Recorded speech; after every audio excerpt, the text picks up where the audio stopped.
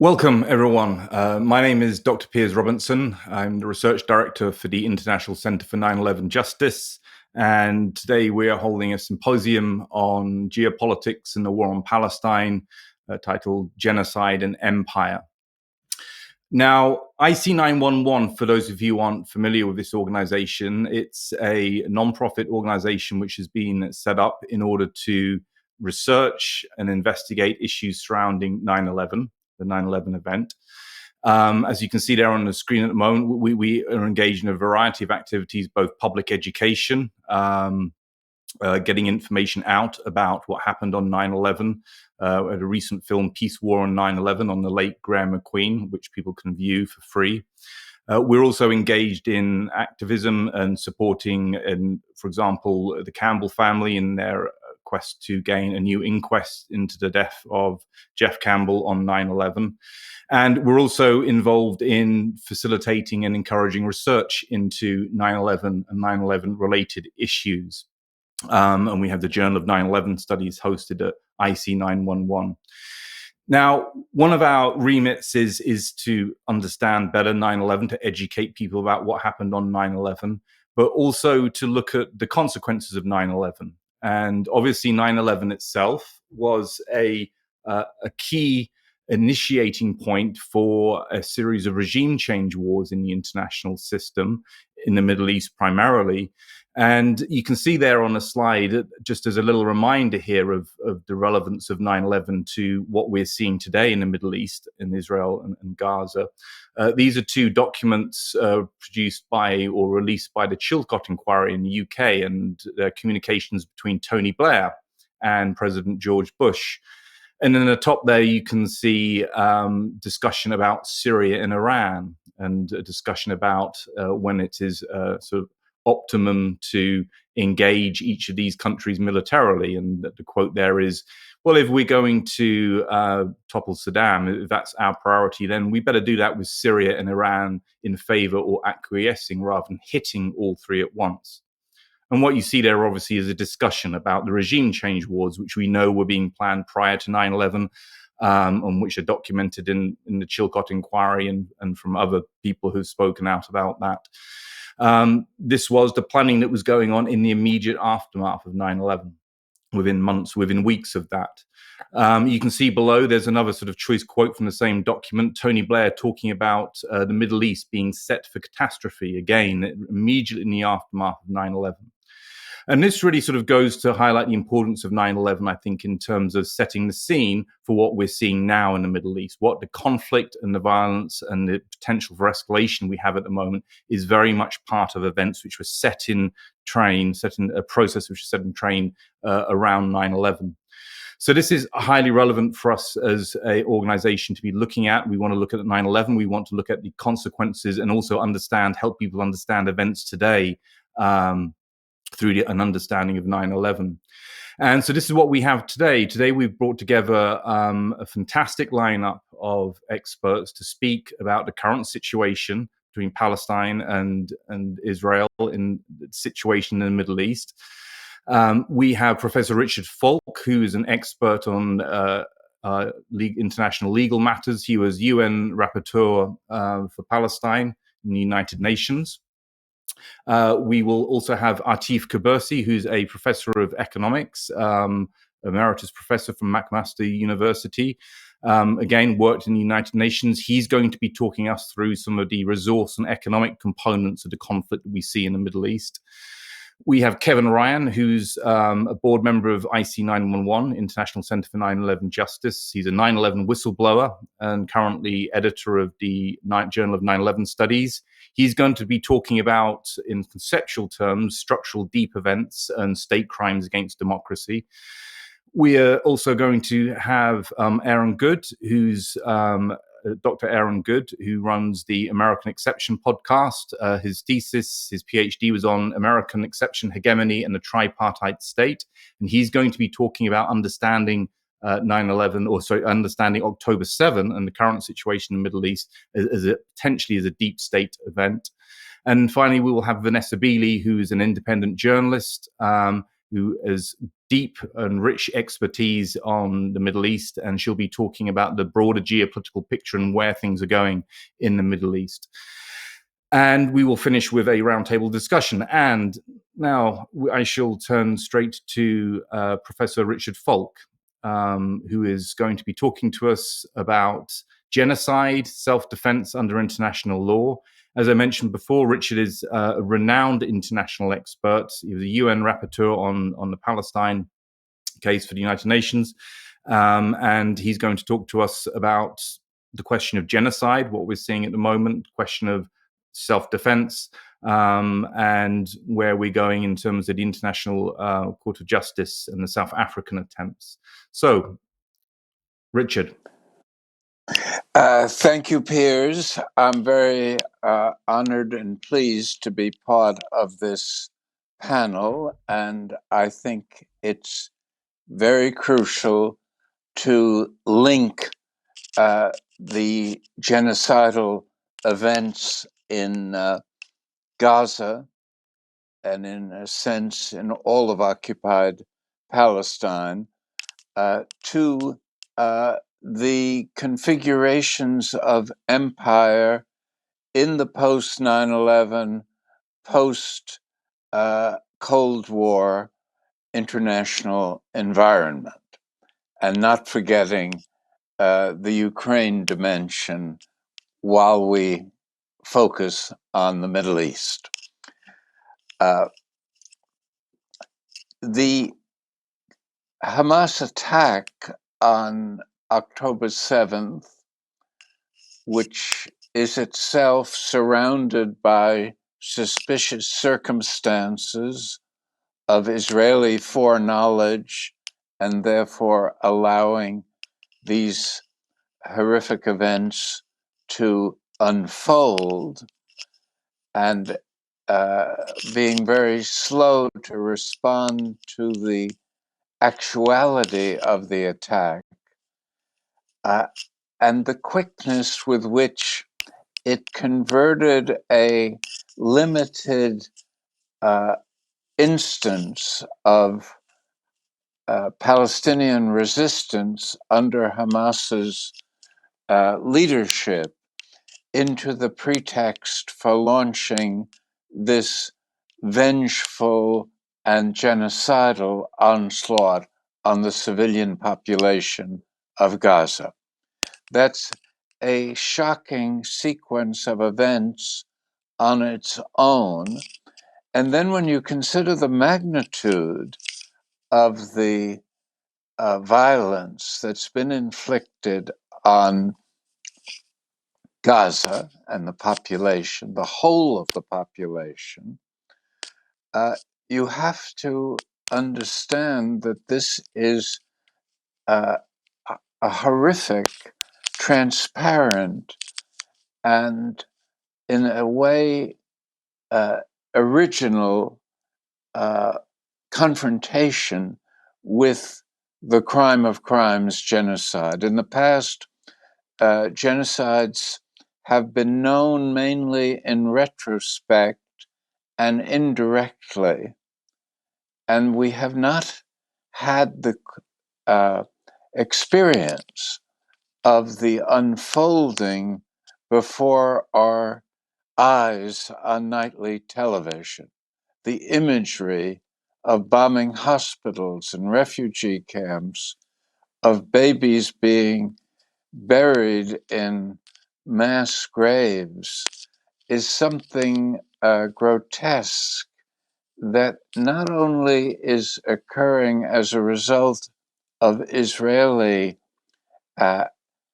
actions, but enjoys the complicity of important countries in what I would call the settler colonial states of the US, Canada, Australia, New Zealand, plus the main members of NATO, which include Germany, UK, and France, who are also colonial powers.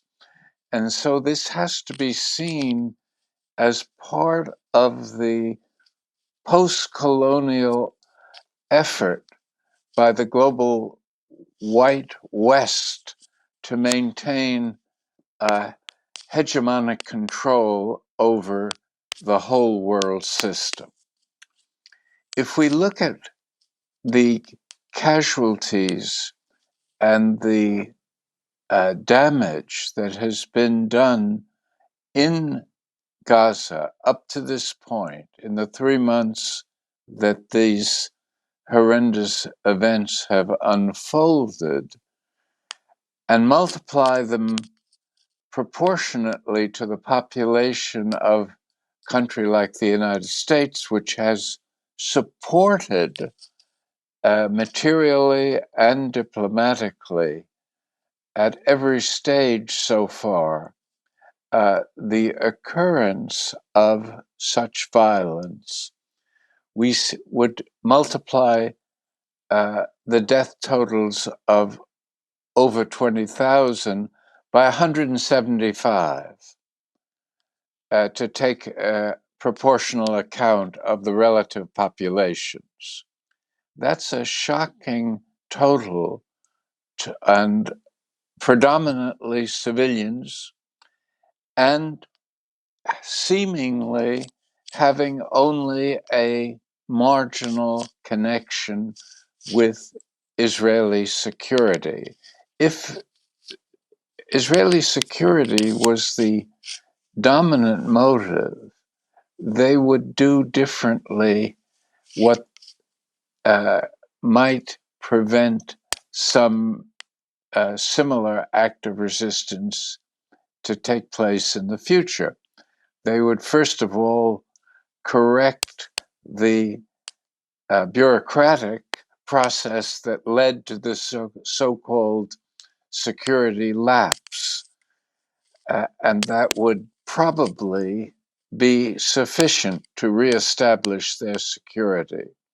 They would also try to accommodate the needs of the people of Gaza by lifting the 15-year-old blockade and make any acts of resistance seem less like a jail breakout than a isolated instance of violence. When we look at the Genocide Convention itself, we see that both Israel and the United States and the leading NATO members and those settler colonial states are all parties to that convention, which was viewed as a key element in creating a kind of wall against the repetition of what happened in the Holocaust. And what we've seen not only in Gaza now, but elsewhere in Rwanda, in Malaysia, in Myanmar, not Malaysia, is an inadequate capacity to implement the intention of the Genocide Convention to prevent its recurrence. But what is clear is that the facts of bombing so indiscriminately and so persistently and disproportionately in opposition to international humanitarian law, the civilian population of 2.3 million Gazans creates the factual foundation of the genocidal allegation. And that factual allegation is reinforced by the statements of the highest Israeli leaders. Prime Minister Netanyahu, the President Herzog, and the Minister of Defense Yoav Gallant. All of them have articulated views about the total decimation and devastation of Gaza, the destruction of up to 80% of the housing in northern Gaza, which was part of a deliberate policy of forced evacuation with the evident intention of ethnic cleansing. In other words, all the evidence we have points to the fact that the October 7th Hamas attack served as a pretext for the completion of the Zionist project by the dispossession of Israelis, dispossession by Israelis of Palestinians living not only in Gaza, but in the West Bank, which has experienced unrestricted settler violence in this period, and has also suffered unusually severe casualties during this time. So what we have is a transparently evident instance of genocide that has been defended very weakly and without a substantive argument as a case of self-defense. We know from international law that self-defense does not allow the state that claims it to engage in disproportionate and unlimited violence, or to commit what would otherwise be crimes under the cover of claiming self-defense. And in this instance, the claim of self-defense is particularly weak because Gaza and the West Bank are occupied territories under the administrative responsibility of Israel as the occupying power since 1967. Israel has not implemented the unanimous Security Council Resolution 242 back in 1967, which called upon it to withdraw to the 67 borders, and instead has used that period to engage in unlawful territorial encroachments on the occupied territory of the West Bank through its extensive settlement network, which has 650,000 Israelis living there, and is really the death warrant of any realistic hope that a two-state solution could be achieved in light of this kind of territorial ambitious expansionism. So that it's questionable under any circumstances that a claim of self-defense is appropriate in an occupied territory governed by the Fourth Geneva Convention, because in effect, self-defense is only tactically available if the combatants are both, in some sense, political actors of an international status. You cannot defend yourself against part of what you are administering within your own territory. You can make reasonable claims to establish security or to reestablish security. But as I've suggested, Israel has not tried to do that.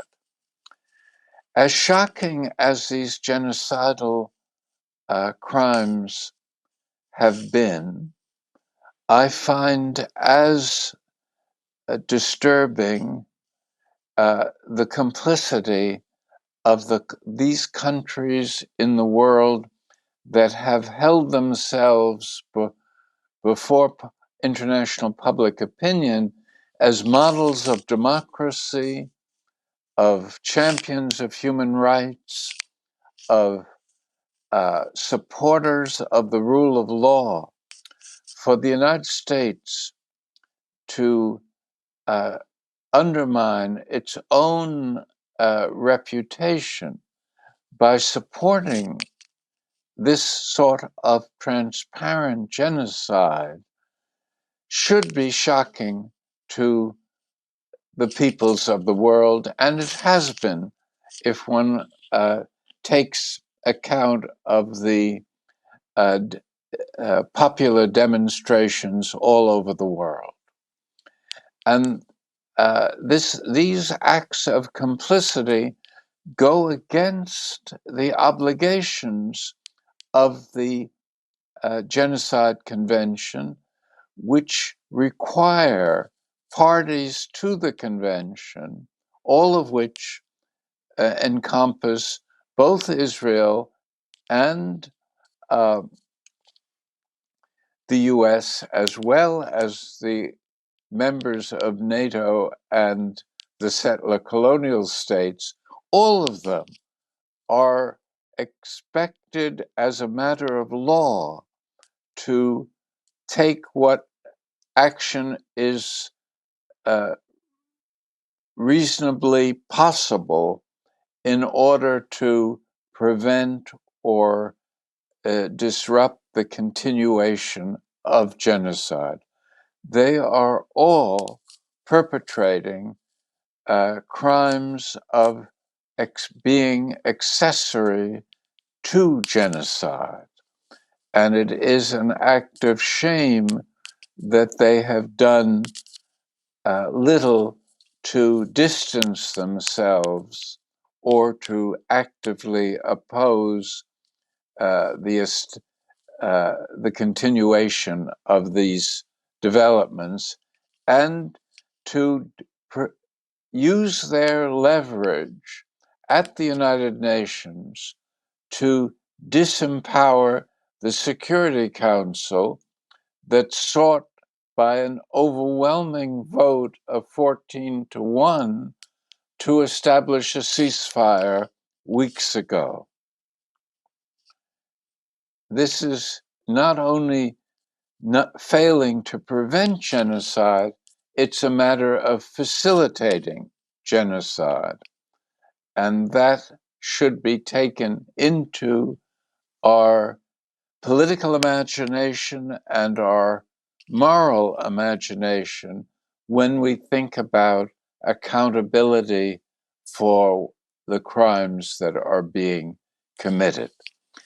South Africa has recently initiated, under Article 3 of the Genocide Convention, its right as a party to the convention to call for the International Court of Justice to impose provisional measures of a character that would instruct Israel as a matter of International Court of Justice authority to immediately cease any kind of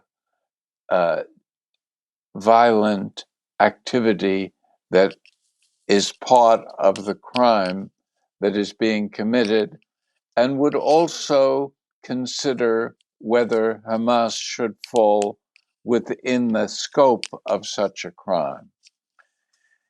This is a serious challenge, both to the complicit countries to stand aside if the rulings that are expected in the coming weeks of the World Court do uphold the South African application that is calling for these immediate measures as a prelude to a decision on whether the allegation of genocide, which is contained in a 94-page document that goes through in agonizing detail the facts of genocide that have transpired in this period, starting with the day after October 7th. There is also the question of who will endorse this South African initiative. Turkey, so far, is the only NATO member that has endorsed it. Jordan and Malaysia have joined in that endorsement. And we notice that none of the European colonial powers and none of the settler colonial states have seen fit to uphold a judicial determination of whether action should be taken to prevent this genocide from going on. So what is presented to the world is a crisis of implementation and accountability. There's no doubt that a crime of a high magnitude is being committed and indeed is virtually confessed to be committed, despite Israel's record of defiance of international law throughout its occupation and its allegations that any criticism, wherever it emanates from, is an instance of anti-Semitism. It called the International Criminal Court's decision to investigate crimes against Israel, crimes by Israel, alleged by Palestine subsequent to 2014, before these recent events. Prime Minister Netanyahu reacted by saying, "This is pure anti-Semitism," as if the respected international institution is motivated by such base intentions. Similarly, they've attacked the South African initiative as a blood libel against the Jewish people. A blood libel was the kind of anti-Jewish allegation made in the early Christian period that Jews were guilty of murdering Christian babies. And it was genuine anti-Semitism of a extreme sort to make these false allegations. But to contradict what we see before our eyes and call that a blood libel is itself something that suggests an unwillingness of Israel to accept any authority that challenges its policies, however unlawful and criminal. And it's done that throughout the occupation. It has made life miserable for people like myself who acted as special rapporteurs that were expected to report as honestly as we could on violations of human rights associated with the Israeli occupation of the West Bank, East Jerusalem, and Gaza. So we have a situation where the prospects of implementing a favorable international court of justice decision against Israel will depend on the willingness of the Security Council to use its authority and to take the steps necessary to implement that decision. And once again, that will hinge on whether the permanent 5 members of the Security Council will either abstain or at least and thereby suspend their right of veto, or actually vote in favor of implementing the findings and the orders of the International Court of Justice. And in the longer run, there seems to be a need for some kind of accountability procedure to address these crimes, both the crime of genocide as perpetrated by Israel and the crimes of complicity as led by the US and supported in various ways by the United Kingdom, France, and Germany.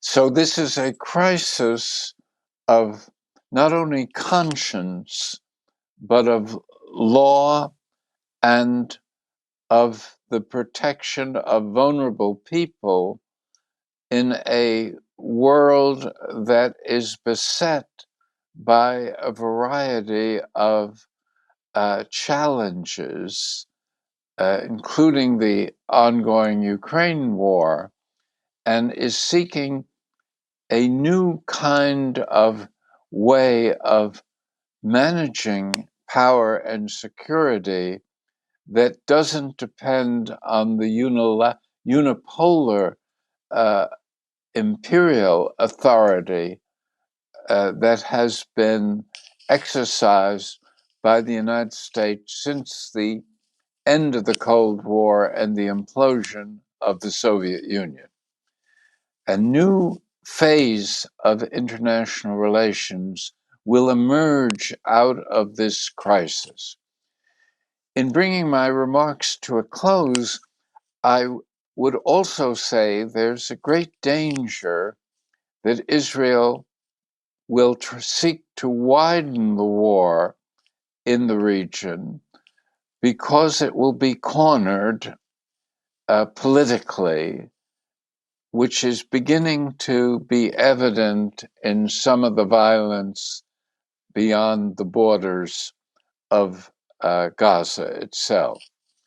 And it's cornered because it can neither prevail and convincingly declare some kind of victory that is credible, nor can it afford to lose given the investment it's made in terms of its own the lives of Israeli soldiers and citizens, and the damage it's done to its global reputation.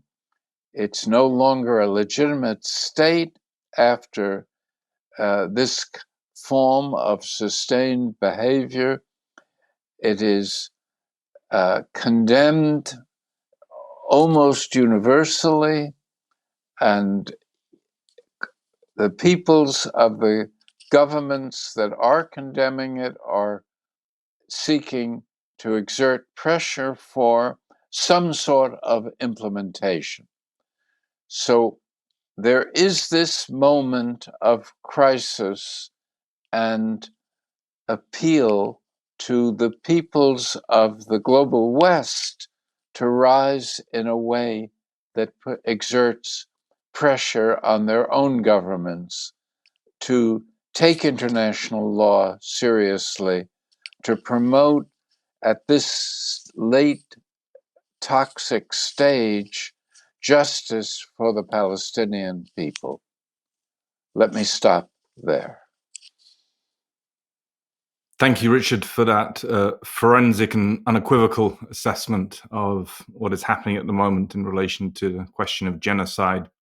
We'll also have many questions at the end in the panel discussion. Just strikes me that the weaponization of the term anti-Semitism, I think, is wearing thin, given what we're seeing in the Middle East at the moment. But that was a fantastic presentation. Before we turn to Atif Kubursi, for me to introduce him, I just want to send a quick reminder out that people can ask questions for the panelists, and we will try to include some questions in the panel discussion at the end. And there's an email link on the website showing where you can send the questions to. So please do feel free to send questions, and we'll try to field some of them at the end. Now, we turn to Professor Atif Kubursi, who is Emeritus McMaster Professor, an expert on economics. We've had an extremely detailed and careful analysis of the legal situation, and Atif is going to talk to us about the economic underbelly component of this conflict, trying to understand what we're seeing at the moment in terms of questions of resources and so on. To keep on time, I won't go into too long an introduction to Atif. He's very renowned international expert on economics. As I said before, he's worked in United Nations capacity. He has great expertise, and we look forward to what you have to tell us now about the economics of the situation. Atif. Thank you very much, Piers, for your kind introduction. I'm delighted to be part of this distinguished panel here. And I see that my presentation is quite complementary to what Professor Falk had presented. The issue here is that the events that happened October 7 and the justification and the reactions call into question some of these events in a way that why did they happen? Why did they happen the way they did? How could a country that has such a sophisticated, advanced technology and is very concerned about its security would allow something like this to happen and for the reaction to take so long to come forward? And then the scale of the reaction and the onslaught and the incredible toll on the civilians, particularly children and women and all people. The issue is definitely, as Professor Falk had mentioned, it's part of that Zionist attempt the Zionist attempt to try as much as possible to complete, so to speak, the Greater Israel project and to expand and get to grab more land. And then they declared objectives that we have to dismantle Hamas for the sake of security of Israel, and we have to liberate the hostages, and we have to make sure that no future scale attempt of the sort would ever happen. These are the declared objectives. But then, how would you explain this incredible carpet bombing, this huge reaction, this heavy toll, the like of which we have never watched, have never seen? Even Dresden did not suffer what Gaza has suffered. And the number of deaths and wounded, and the scale of transferring people from one side to the other is unbelievable. But what's more important are the undeclared objectives. What seems to be the case here is that there is an attempt to make Gaza unlivable.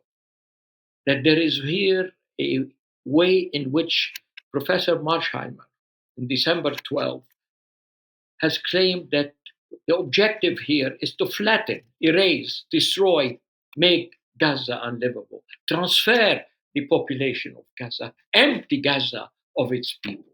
But why would Israel seek this type of objective? The story here is that it's only presented as if it's part of that Greater Israel, the Zionist project that would not be completed until Israel is from the Euphrates to the Nile, as has been in many areas been expressed. But the story is there are a number of very credible and very substantive reasons that would make this project to be also in pursuit of the colonial economic advantages. I'm going to mention three major objectives here and three major projects that would point out that Israel is seeking some economic gains here. And that colonial advantage that has always been part of any colonial project is at play here. The first and foremost objective is the control of gas in the, where you see in the map, the Levant Basin. This Levant Basin is now home to about 122 trillion cubic feet of gas.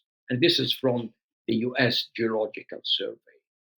And this has become extremely valuable, particularly in the aftermath of the destruction of Nord Stream 2 and the withdrawal of any supply coming from Russia in the aftermath of the Ukraine-Russian war. And this area has also about 1.7 billion barrels of oil. And it's a shared resource. It's shared between, as you can see, between Egypt, Palestine, Lebanon, Syria, Cyprus. And in this respect, one would have expected that this shared resource would be one that would be managed collectively and in the interest of the collective number of countries that are riparian to this. There are some very important characteristics about gas and oil and about energy that are really quite serious and fundamental here. First and foremost, oil, gas as fossil fuel are non-renewable, which means that anytime you exploit them today, you are denying, forfeiting the right of future generations to exploit them. The second that because they are shared resources, it means, given that they are finite, non-renewable, that if one party exploits this resource, less is available for the rest of the countries. And there is no question about it. This seems to be at play here, as I will show what happened with Israel exploiting the oil fields, managed oil fields in Area C in the West Bank. And the other thing is that it's a fugitive type of resource, especially the gas. It doesn't stay in one place.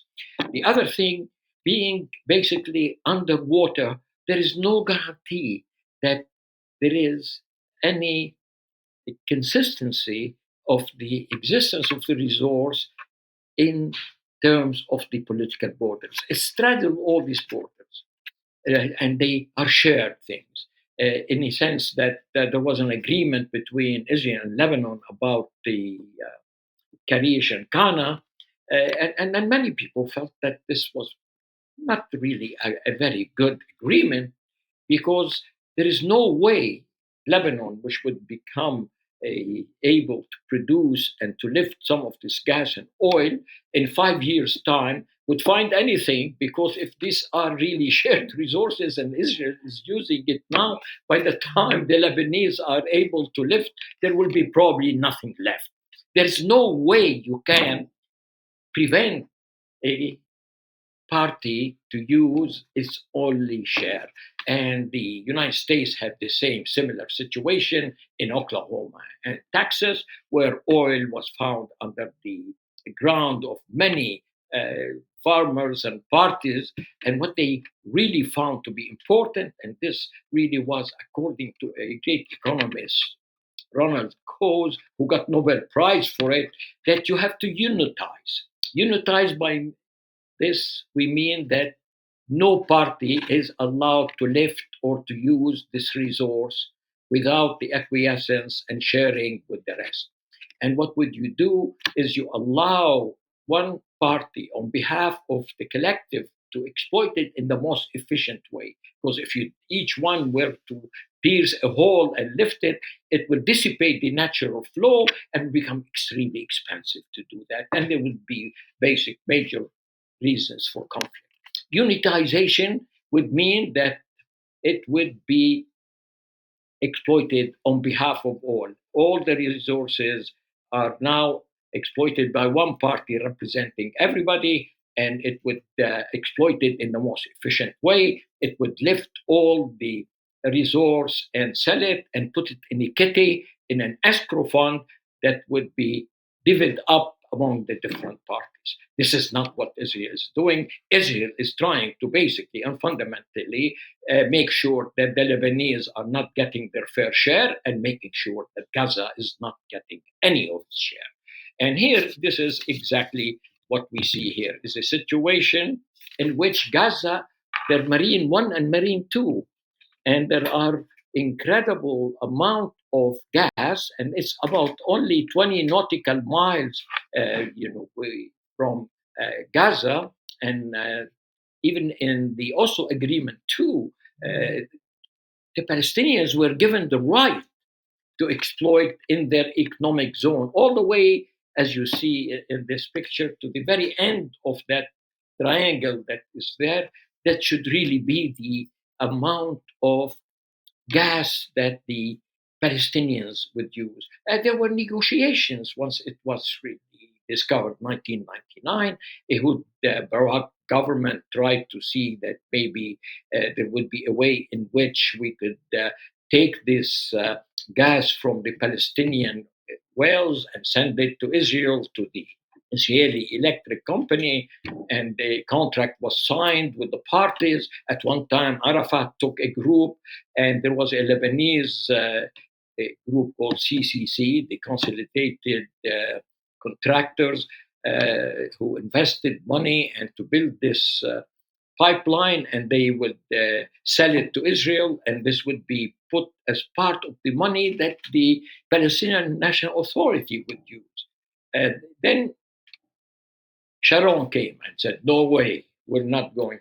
And then there was a very evident a group of Israeli companies that had lobbied the government that you should not allow them to produce anything because the money they're going to get would be used to fund terrorism against us. No country should allow a pipeline of wealth that would be used against it.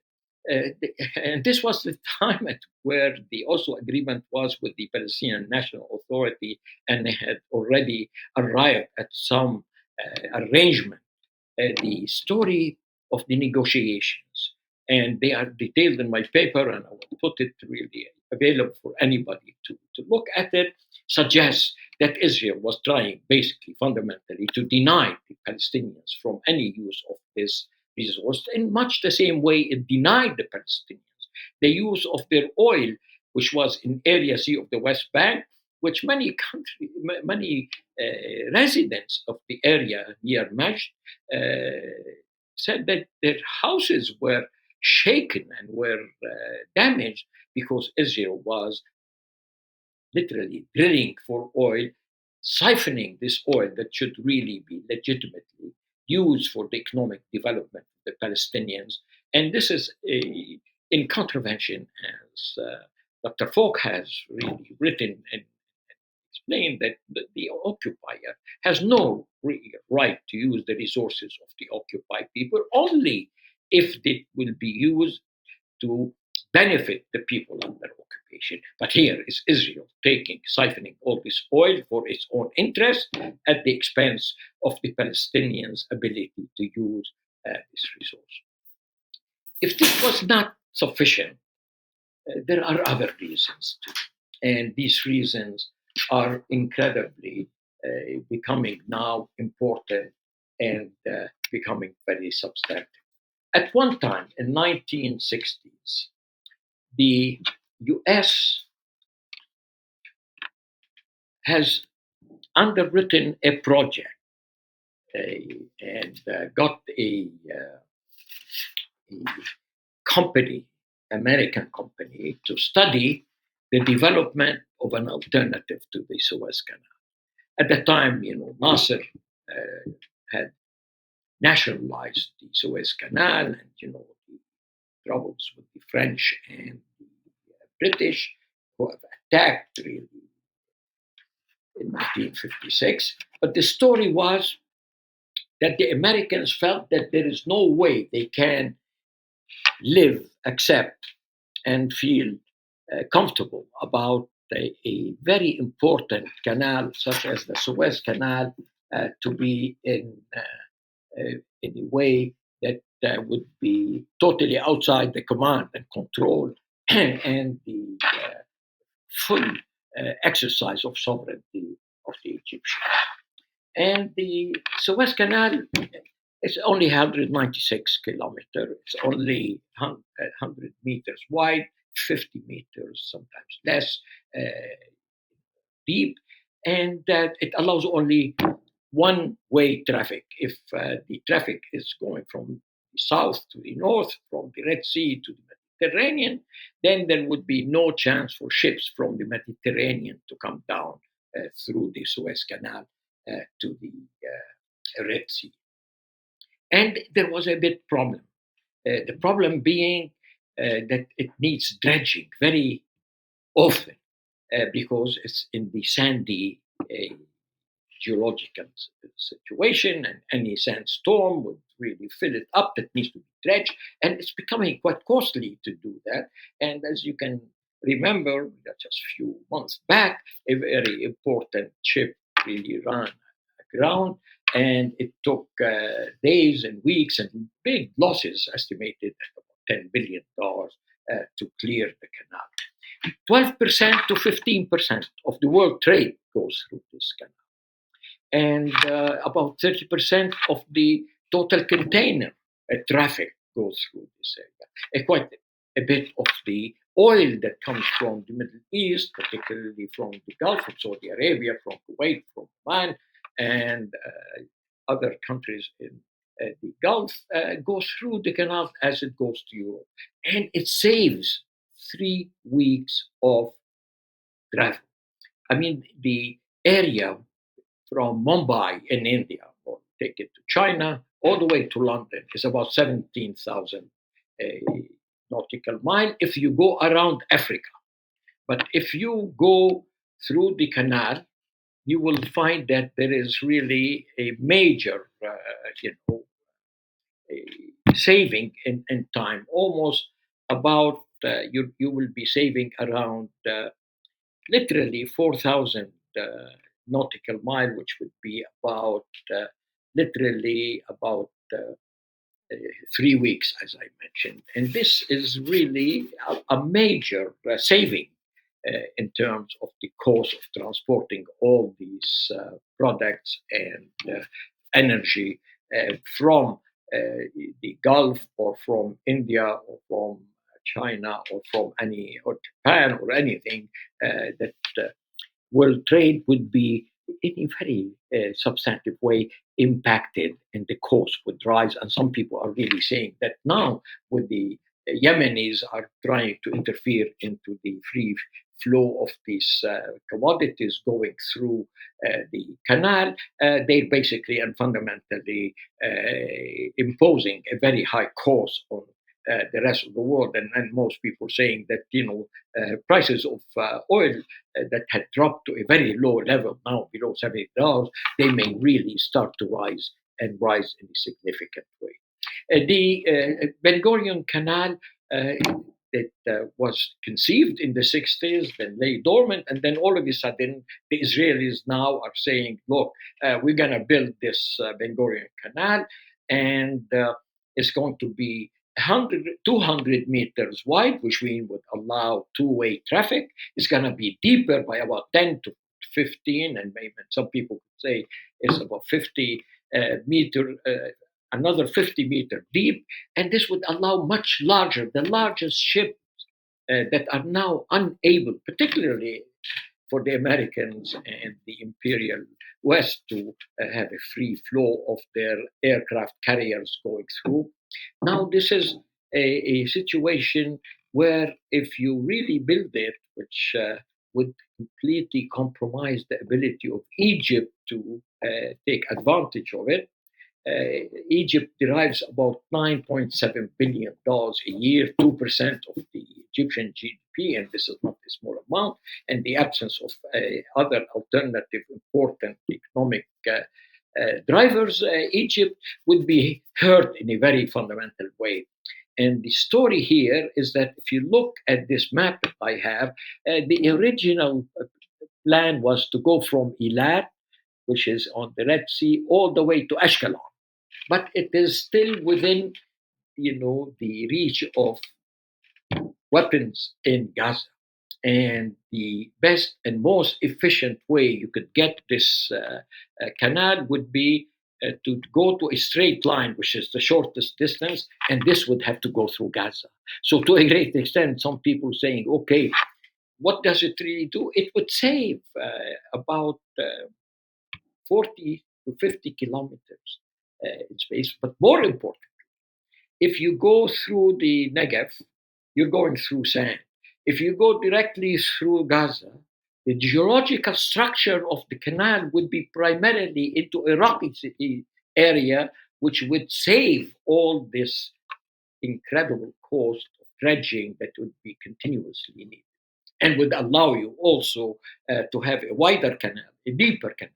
And in this respect, there is really a very serious threat that would be presented by this canal. And this canal could really be in the most optimal geological and the shortest distance, which is a straight line to go directly through northern Gaza or even southern Gaza. But this would require emptying Gaza. So emptying Gaza has now two dimensions. One, you prevent anybody from Gaza ever claiming gas that would now be totally exploited by Israel, in a very serious situation where now gas has become 3 to 4 times more valuable than it was a few years back because of the incredible need. Europeans are all coming to Israel in a way that they never really came in the hope that of laying claim to some of this to replace the gas that they have missed because of the destruction And one raises question about who destroyed Nord Stream 2 and who benefits from this destruction.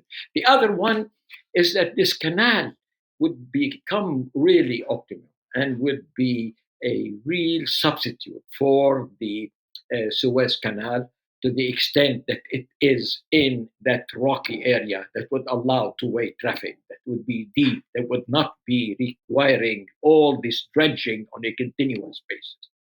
If these two are not enough to empty Gaza and to explain why the Israelis have been very adamant about making Gaza unlivable, destroying all the housing infrastructure. I mean, one of the ministers have suggested that now when we finish, we should not allow the Gazans to get to a single commodity that would be required for reconstruction. We should make sure they cannot reconstruct, because what we really want is them to leave.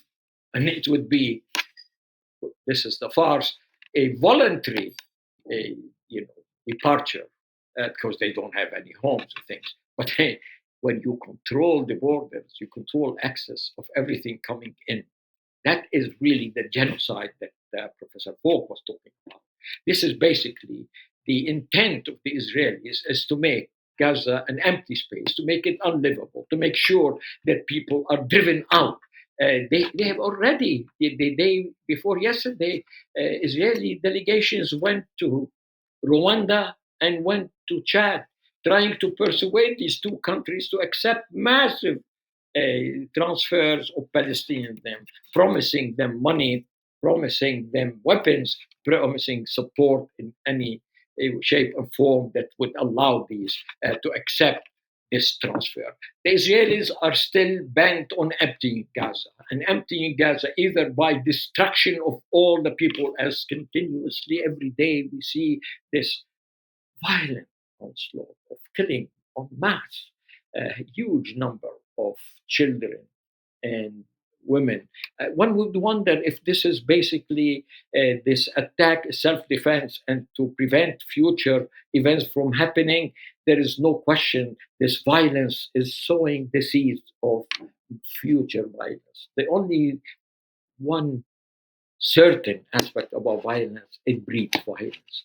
That what you do today is likely to come back at you in the future, and the history is rife with examples. So, if these two projects are not sufficient reason to explain why the Israelis, they have not declared it, but they have sought this and continue to be adamant about occupying Gaza, emptying Gaza, erasing Gaza, making it unlivable so that it will become a very safe place for the Israelis to prevent them from using their gas, prevent them from obstructing the most efficient possible way to replace the Suez Canal. There is the third one that's coming also, and this is also playing into the hands of the Americans and the empire. The Americans are adamant on creating an alternative to the Silk Road.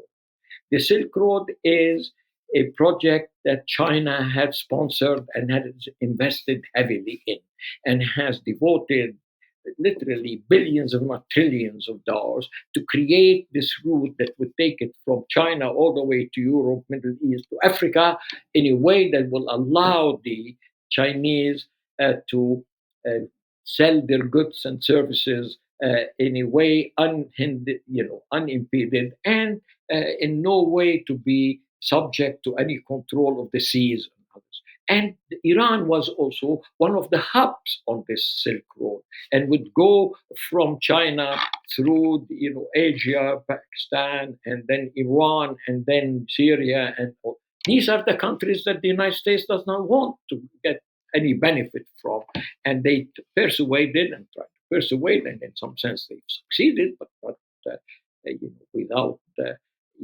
some doubts about this, that there will be now a multimodal connections between India. It goes all the way to Dubai, from Dubai to Israel, Israel to Europe, bypassing Iran, bypassing Syria, bypassing Egypt, bypassing many of the Arab countries. this. And then why would the Israelis go on such an expensive one? It's because it's underwritten by the Americans. The Americans seem to completely have an open hand when it comes to Israel. At one time, and if you think I'm exaggerating, our friend Mr. Biden said that investing $3.6 billion, this is only the one amount of money that's given to the military, is a gilt-edged investment. And it's purely a good, really investment. Good in terms of what? Investment is cost, but then it's really returns. What are the returns the Americans are expecting? They're basically and fundamentally using Israel as a hegemonic power in the Middle East that would serve to suppress and to contain and to emasculate any possible group that might really work with the Russians or Chinese or any contending and contesting power. This is part of the hegemonic exercise of the empire and unipolar world.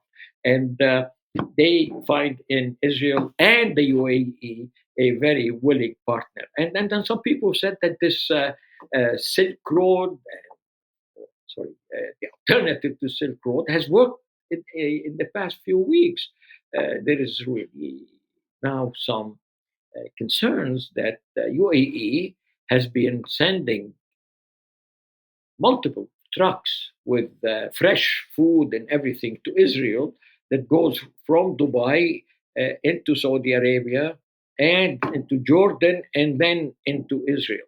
The other parties have denied this, but to some extent, the Israelis have been very adamant that this is happening. And now we're seeing that this route, this alternative, is not an imaginary one, but that they are basically and fundamentally implementing it, and they're taking the benefits that could come from it. What does this all mean?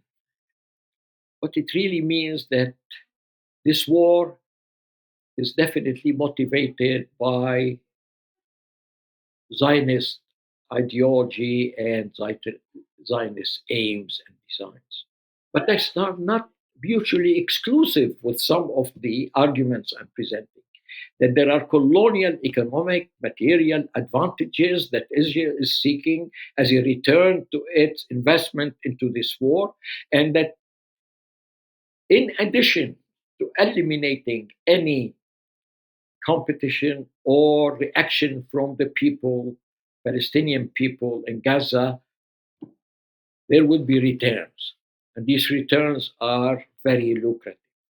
There is no question about it.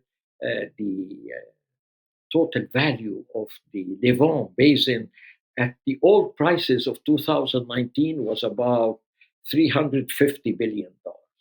And if Israel prevents Lebanon or makes it wait, and they could siphon it in slanted drilling, and if they can completely prevent the Palestinians from exploiting their own natural resources, the Israelis can use them, and they would really get their hands on a very lucrative bundle here, and the amounts that are, some people really saying, with the rise in the price of gas due to the Ukraine Russian war, that these values have risen more than 3 to 4 times.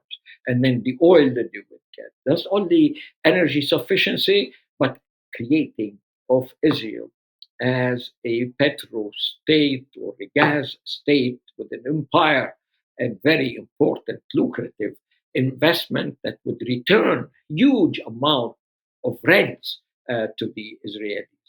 And if this was not sufficient, then add to it the alternative to the Suez Canal with maybe about $10, $20 billion in terms of shipping fees and the control on being a major power that would connect the Red Sea to the Mediterranean. And if these two are not sufficient, let's go to the third one, which is the alternative to the Silk Road, undermining the capacity of the Chinese to supply routes all the way through Asia to Europe and to Africa. Anyway, Israel has positioned itself by emptying Gaza as a major economic driver and hegemonic control over trade routes that would serve the empire. I'll stop it.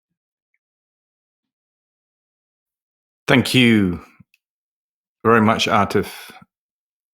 Mike, I'm on, right.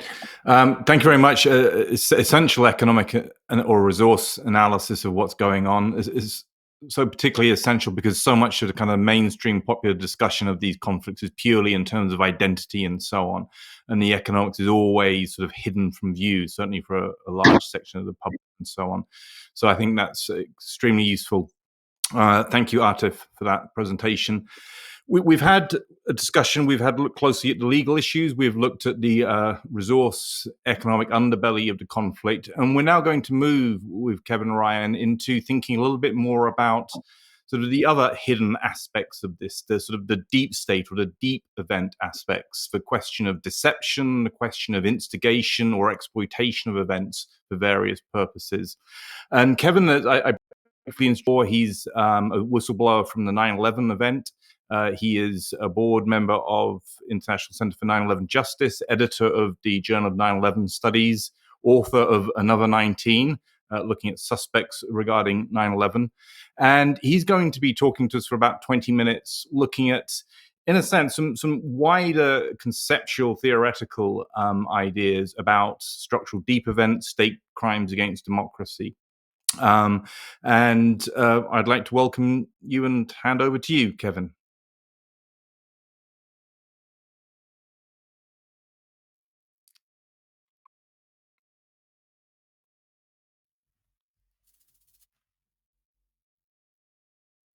We can't hear.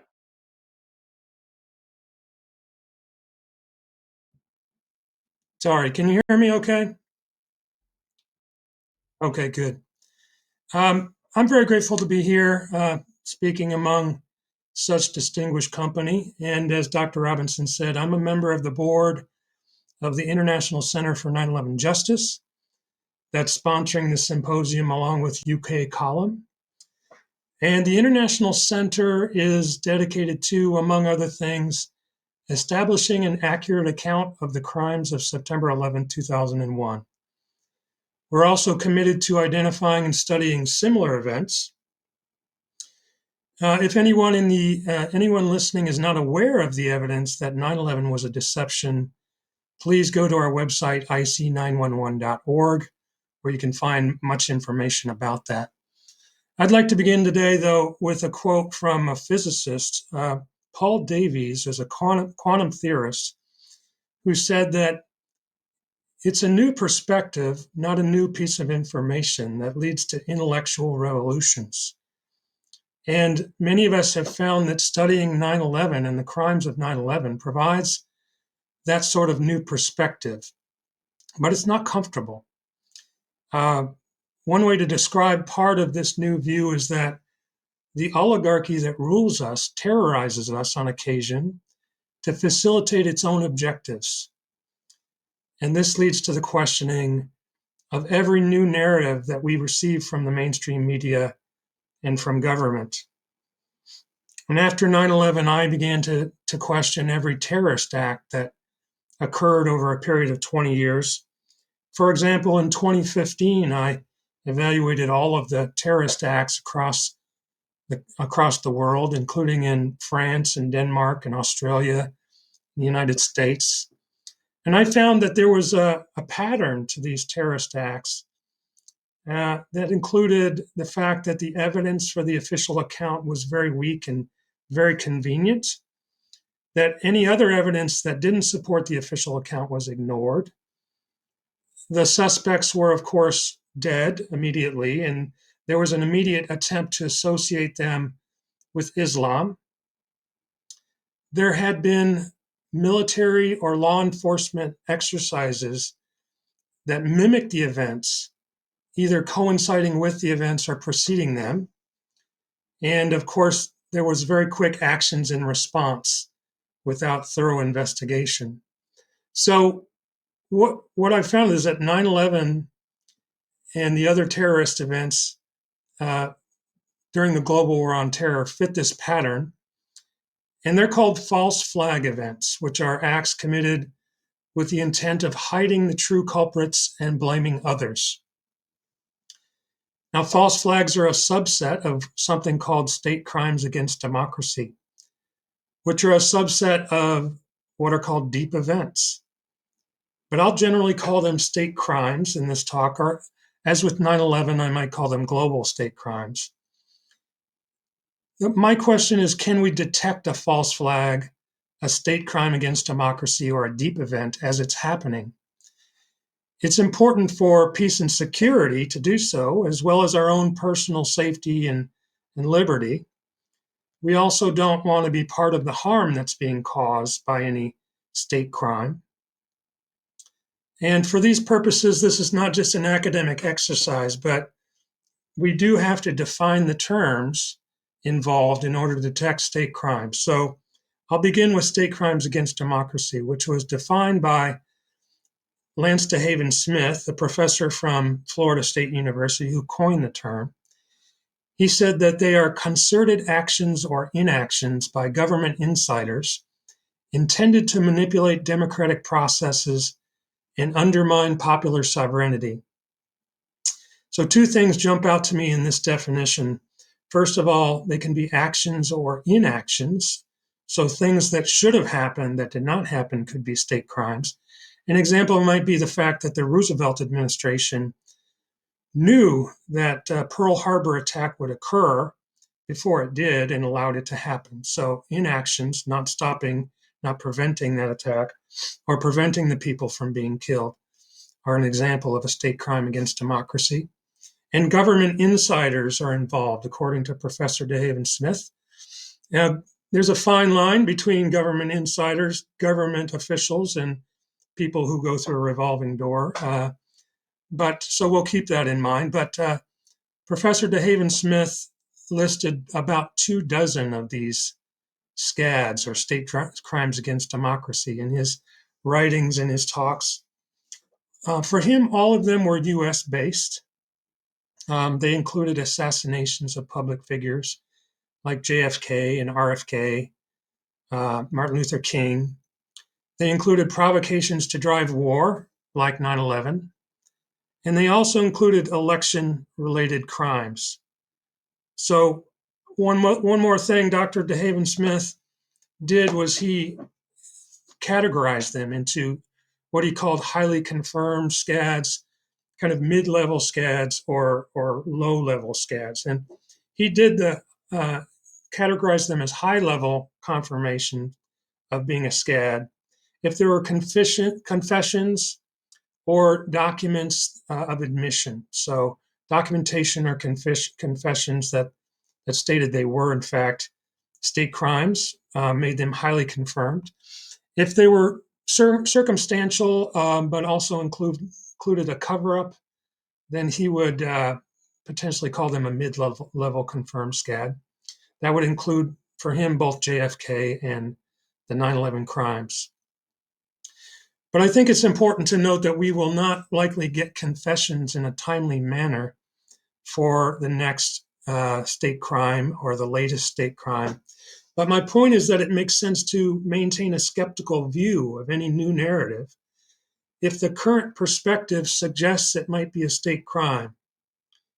And a useful, practical perspective or view does not require nailing down every fact, but should be continually reevaluated, of course, as new evidence is obtained. One thing that many of us have heard is that such perspectives are not within the limits of what's called the spectrum of acceptable opinion. So we have to be willing to withstand being smeared as a conspiracy theorist if we might consider such perspectives. The conspiracy theorist term is used to deter others from investigating historic events, and it implies that criminal conspiracies among the rich and powerful are impossible or absurd. So it takes some imagination to buy into that usage. Professor Peter Dale Scott defined deep events and structural deep events. He said a deep event is one of hidden or underappreciated relevance, to deep politics. Now, deep politics is the business of deep states. And deep states are covert groups that seek to exercise control over governments or nations. Also, deep events are never presented clearly by the media. And structural means that the event impacts the whole fabric of society. So structural deep event impacts all of society. I've noticed that many people can accept the idea of an American deep state, a US deep state, but some people cannot transfer that idea to other countries or to an international or supranational deep state. Professor Scott was not one of those. He mentioned a number of times that supranational deep state in his writings and in his interviews. He mentioned several organizations that he felt were representative of an international or supranational deep state, including the Council on Foreign Relations, Cirque Panay, the Safari Club, and the Bank of Credit and Commerce International. Professor Scott also identified common modalities of structural deep events. These included the instant identification of the designated culprits, the fact that the suspects had hidden intelligence backgrounds, and that they were protected by intelligence agencies. And this is all very true for the 9/11 crimes. But one drawback to the deep event definition is that it's a retrospective vision, meaning some of these modalities are not seen until years later.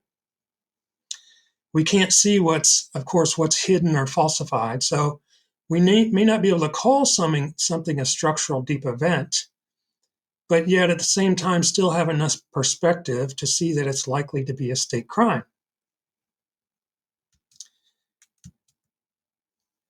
In 2020, I was working as the head of quality control for a gene therapy company. And our laboratories were experiencing what's called false positive results for a test technique called RT-qPCR. This is a form of PCR. It's a nucleotide testing for analytes such as viruses. And so it became interesting to me when I read that a Chinese Journal of Epidemiology had published a peer-reviewed paper saying that in China, the testing for SARS-CoV-2, the virus that causes COVID-19, experienced 50% false positives. Now, that's quite a bit, and that means that every other test that says somebody is infected with SARS-CoV-2 was false. Further confirmatory testing showed that they were not in fact infected. This led me to look into the test kit being manufactured for the US CDC. And I noticed reports in the news that the state laboratories using this kit were experiencing a lot of false positives. So I looked into the details of the reagents used in the kits, the nucleotide sequences, and so forth, and found that they were unable to identify a unique coronavirus.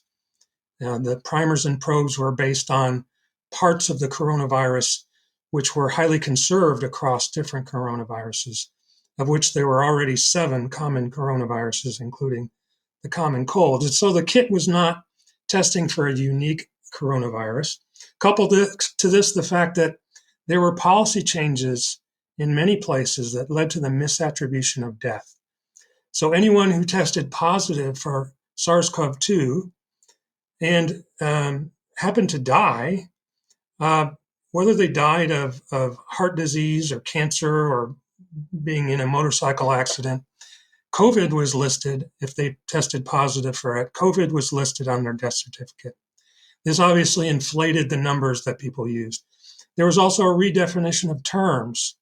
The terms pandemic and later vaccine were redefined for the purposes of supporting this agenda that appeared to be being implemented. There were oppressive mandates like lockdowns and so forth implemented, mandatory vaccinations. And soon it became clear to me and many others that COVID was also a global state crime, not just an individual state crime, but a coordinated global state crime.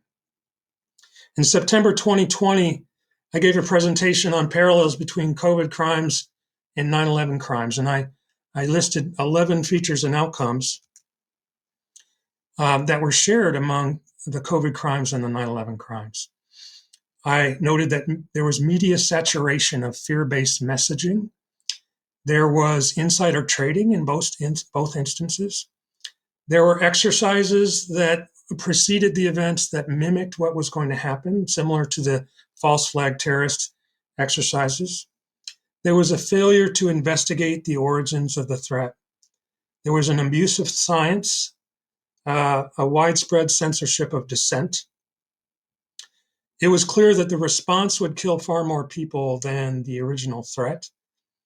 There were increased mechanisms of population control. And of course, there was a huge transfer of wealth and a centralization of power. Both the 9/11 crimes and the COVID crimes shared these commonalities. And there was a similar formula for the terrorism events during the global war on terror. So my question is, can we use a pattern like this to more quickly identify when a state crime is being committed? And we don't need confessions before we can identify a state crime for our own purposes.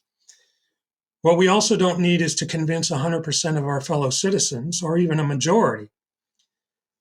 We need to be able to take measures in our own best interests, for example, rejecting narratives or sources of misinformation, or declining oppressive state measures like experimental injections.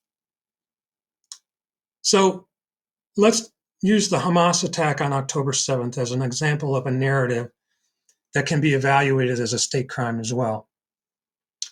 I noticed that the Israeli ambassador to the UN called these attacks Israel's 9/11, and that raised my attention. I'm sure it did for many people, because that means something quite different to me.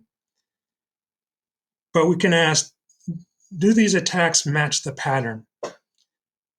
Was there fear-based messaging?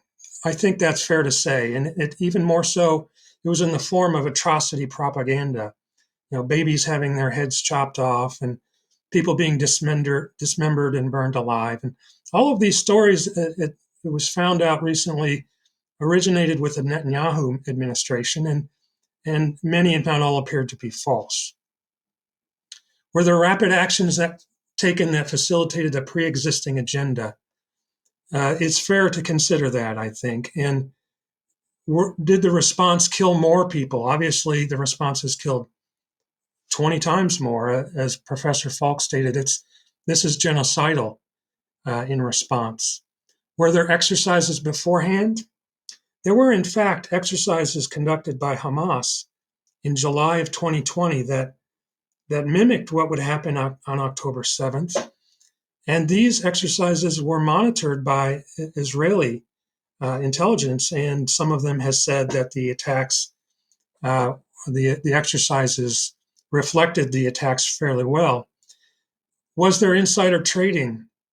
Recently, law professors at New York University and at Columbia University published a peer-reviewed article that indicated there was short selling, a form of insider trading, on Israeli companies related to the October 7th events. So we could go on. Was there censorship, population control, transfer of wealth? Professor Kubursi made several remarks related to transfer of wealth, resources, natural resources, and land. And the next two speakers will likely shed more light on the details. But I would say note that Al-Qaeda was a creation of U.S. defense and intelligence agencies, going back to Operation Cyclone in the 1970s. And similarly, Hamas was at least in part created by Israel. So there are some similarities there as well. I would just say at this point, our current perspective should include the possibility that the state of Israel was involved somehow in the crimes related to October 7th, and that they could be considered state crimes. In any case, we need to know when state crimes are being committed, and we need to know as soon as possible as they're occurring to avoid harming ourselves and others. A pattern does exist for state crimes, maybe not the exact pattern that I've described, but whatever the pattern or the set of characteristics is, people need to understand it in order to move to more quickly and reliably evaluate future crises for deception. If we want to maintain our lives and liberties, we must examine every new alleged crisis using criteria based on a pattern reflective of the events we know were state crimes. So thank you for your attention. I'll turn it back over to Dr. Robinson at this time. Thank you very much, Kevin. It's very interesting.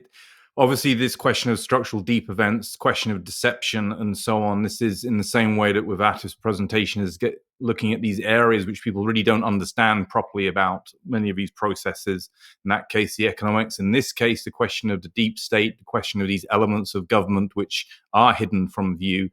And really, this kind of central idea that, deception, especially with empires, is a central way in which they conduct themselves, how they exercise power, and particularly for liberal empires or empires which like to see themselves as liberal democracies, you have to mislead publics ultimately in order to do the necessary dark deeds of empire. So an absolutely essential research area. We will now turn, and really picking up on this, we will now turn to Dr. Aaron Good, who is going to, I think, be looking at some of the questions and some of the evidence in more detail about deception, about instigation, exploitation, etc., in relation to October 7. Aaron is very pleased to do this. As I said at the beginning, he runs the American Exception podcast. He is also author of a fantastic book, which is based on his PhD, which I'm eagerly reading at the moment, I'm pleased to say. And Aaron's going to talk to us for about 30 minutes on the issue of deep state and empire in relation to both October 7 and what's going on at the moment following that in the Middle East. Aaron. Thank you very much, Piers. And I have called this hegemonic panic. And I have a lot here. Some of it is overlapping with Kevin, and so I actually I'll try to skip through some of that, which is actually helpful because I have more here than I can get through easily, but a lot of it are just data points. So I want to we talk about deep events, so these do come from the clandestine state. They're events that are mysterious, and they seem to come from the covert action apparatus of the government.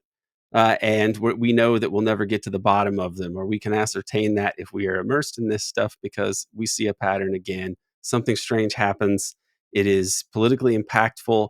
It overlaps with at least practices and objectives and aims of the national security state, of imperialism, generally speaking. And so we can think oftentimes, as Kevin was suggesting, we have at least reason to suspect that something is a covert operation.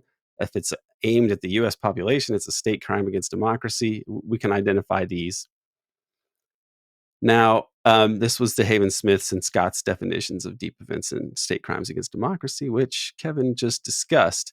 So my own academic work was in part based on trying to form a synthesis between Peter Dale Scott and Lance DeHaven Smith's work, because I had befriended Lance and got to collaborate with him at a number of conferences and helped him with manuscripts and everything. And his loss is really devastating for me personally.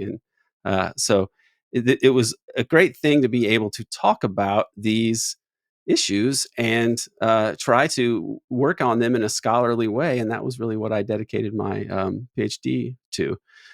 So when in terms of synthesizing these two perspectives, Peter Dale Scott even conceded that the SCAD construct, or the idea of state crimes against democracy, was good, but it should be amended to say that it involves other elements that are submerged and not visible. So it could be like a deep state crime against democracy, essentially. Lance himself said that what he had done with SCAD theory was still lacking a theory of the state or a role in any theorization on the role of economic elites, so corporate power. And so I set about trying to address these things with my own dissertation, which eventually got published as American Exception and the Deep State, Empire and the Deep State, published by Skyhorse.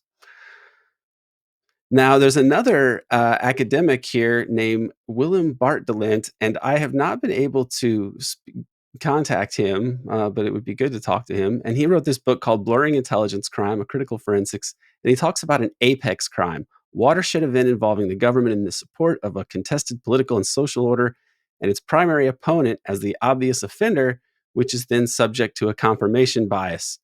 And we have examples of that in U.S. history where a apex crime takes place, the assassination of JFK. And who did it? The communists, okay? And then the more we learn about Oswald, it seems that he was pretending to be a communist on behalf of elements connected to the U.S. government when he defected to the Soviet Union and when he was pretending to be a communist in New Orleans. Later, notably, when a presidential candidate was going to reinvestigate the JFK assassination, that's Robert Kennedy, he was killed. And the patsy in this case was Sirhan Sirhan, a Palestinian who could not have shot Robert Kennedy because Robert Kennedy was shot from point blank range, from behind, from right to left at an upward angle. And Sirhan was standing in front of him. So note the use of the Palestinian patsy is very significant. It's no coincidence. So I want to talk a bit about these. I'm just going to run through these because I don't have deep knowledge about them, but I notice them myself because I always think in terms of these patterns now when I see an event like this. So Kevin mentioned some of these, and I'm not going to go into detail about them, but there's a lot of evidence that Israel knew about this plan quite a while ago, and that such an attack would be hard to keep totally secret. So people suspect they had foreknowledge. There is reason to, people have documented suspicious insider trading, evidence that points to insider trading, which indicates foreknowledge as well. The friendly fire aspect, how much of the death count of the Israeli civilians actually came from the Israeli military response, which is a very open question. A related question is, was this not just friendly fire, but was it actual policy? Was it the Hannibal Directive, wherein the Israeli military does not want Hamas or Palestinian groups at all to be able to have Israeli hostages, especially Israeli military hostages? They will kill them when they are fleeing rather than allow them to have hostages.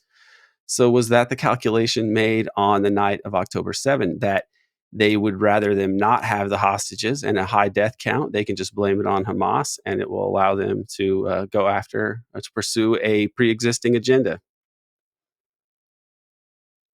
A lot of false reports in the media of atrocities, the decapitated babies, et cetera, et cetera. A lot of propaganda and disinformation, and it's all slanted typically in one direction.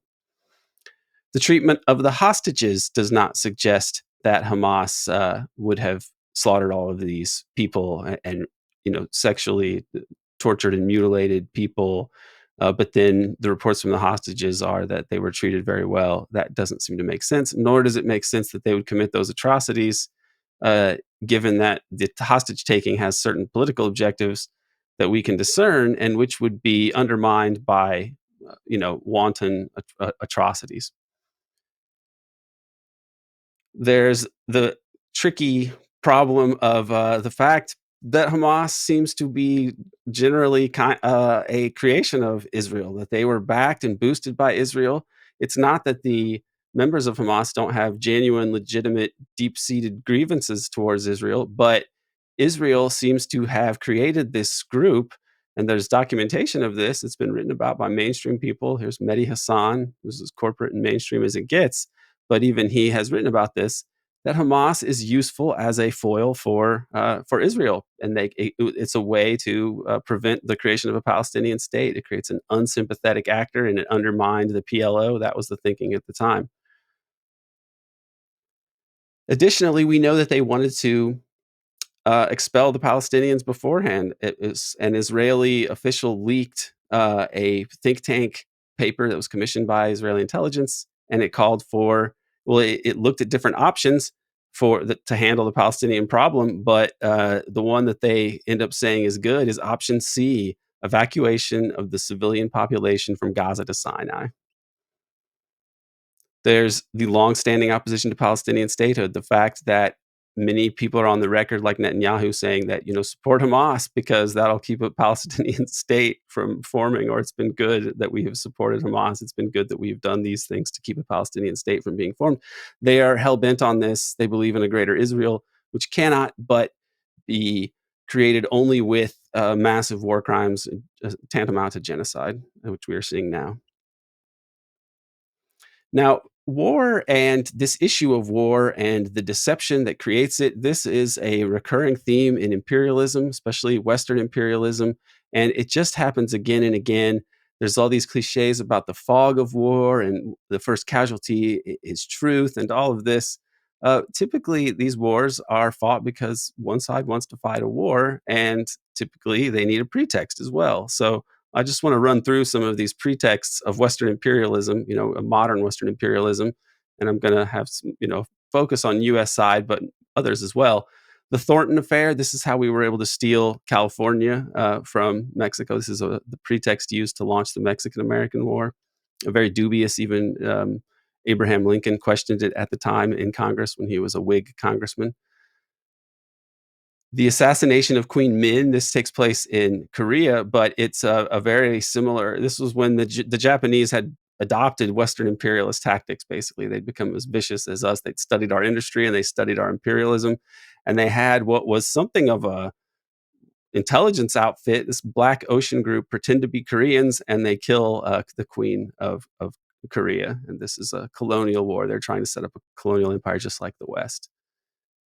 The USS Maine, of course, gets blown up. This is infamous, helps to fuel America's desire to fight the Spanish-American War and get its first overseas colonies. The assassination of Archduke Ferdinand sparks World War I. The Serbian group Black Hand, people have suggested or found evidence that points to them being related to the British Empire. Was this some sort of pretext or event or a catalyst that was staged by the British? It's quite possible to me. I wouldn't put anything past the British. The Mukden incident in Manchuria is used by the Japanese imperialists, the fascists basically running Japan, to have an excuse to intervene more heavily in Manchuria. The Reichstag fire is infamous, of course, and the Nazis use this to seize absolute control in Germany. It's worth noting that at Nuremberg, it was established that the Nazis had done this. And then after the fact, because some of the people that were probably responsible for this were in the government, it was embarrassing. And so there was this new history contrived wherein it was the guy had really set the fire himself, the patsy, Marius van der Lubbe, the communist patsy. But Peter Dale Scott has a good dossier on this that he's compiled over the years. It's just not the case. Now, notice Jacobin. This is a good example of how feckless the left is in the United States, the establishment left, the left that has any institutional support. The headline, how the Nazis exploited the Reichstag fire to launch a reign of terror. Well, at Nuremberg, they found that the Nazis set the Reichstag fire, but this is something that the left just defers to authority. We have the most docile left, really, in the United States. Whatever the state tells them is the truth. They will say, okay, yes, sir. Okay. The Gleiwitz incident in Germany, this is even Germany with the Nazis who were, they had their own particular ethos, right? But even they need to have a false flag to be able to invade Poland, because this is just that you need a pretext. No matter how vicious you are, it seems you need at least an excuse to go to war. So they had people dress up as people attacking the Germans so that the Germans could go into Poland. Okay, we know this pretty well. Pearl Harbor, of course, no need to go into that. Foreknowledge, how much was there? And that is the event that leads to U.S. entry into the war, U.S. victory in the war, dropping the bombs on Japan, and then the U.S. becomes the global hegemon of the so-called free world. Gulf of Tonkin incident, very dubious event, of course. A major massacre overseas, which I think is worth mentioning now, because it involves a mass slaughter, is the massacres in 1965, which followed this bungled coup attempt. The more that you look at the coup attempt, especially if you look at the work of Peter Dale Scott or Greg Polgrain, Peter's work in 1985, this essay in a Pacific Affairs magazine or a journal, which is Canadian. He couldn't get it published in the American one. It's too sensitive. But he found that the CIA and one of its backers with this Lockheed bribery scandal began shifting payments months before this strange coup that failed. Months before this happened, the CIA had shifted its funding to a backer of Suharto, these bribes, to a backer of Suharto, who would be used to basically depose Sukarno and afterwards murder 500,000, 1 million, 3 million. We don't even know how many people were tortured to death in Indonesia. I recommend watching Joshua Oppenheimer's The Act of Killing, if you haven't seen that documentary on this subject. But notice again, Jacobin, the lefty, establishment lefty scholars, that says here, Michael Vann is interviewed and he says, some of the American-focused scholarship in a way denies Indonesian agency and underplays the Indonesian role in these events. So this is a trope among, what passes for the left in the United States. With these covert actions and deception operations, they don't want to accept that these things happen. So one of the excuses they use is with a covert operation is, if you say that was a covert operation and then you're taking away the agency of the Iranian people or the Indonesian people, somehow it's the nice thing to do is to say that it wasn't, the CIA. I don't understand how this logic takes root in the academy, but I think it's has to do with the hegemony of the covert action or the empire and how covert action is so delegitimizing. That's why they make it covert. They want to say they're not doing it because it's something usually very sinister. So this is something we got to deal with. The academy, the academics are not going to help us because they're part of the establishment. Yom Kippur War in 1973 is a strange war when you stop and think about it, because the two sides, the Saudis and the Israelis, were basically on the U.S. side by that point more firmly. You had these gas shortages at the time because of this war, and the price of oil explodes. This is a pretext for a massive increase of oil that people like Henry Kissinger had already been trying to orchestrate, according to no less an authority than the Saudi minister of oil at the time. He said the price increases were desired by Henry Kissinger, which it does save the dollar, by the way. It really shores up the dollar after Vietnam had brought down Bretton Woods. Now, another aspect that we should look at in this chronology, which takes us more up to the present day, and I think has made me rethink, all of these things have made me rethink the role of Israel in U.S. foreign policy. George H.W. Bush, in 1992, he ran afoul of the Israel lobby. And there's an article on it in the Times of Israel. He lost 24% of his Jewish backing after confronting Israel over settlements, and that leaders have taken that to heart. So one of the most controversial moments is when he delayed Israel loan guarantees until it halted its settlement building in the West Bank and Gaza and entered into a peace conference, which would be later known as the Madrid Peace Conference.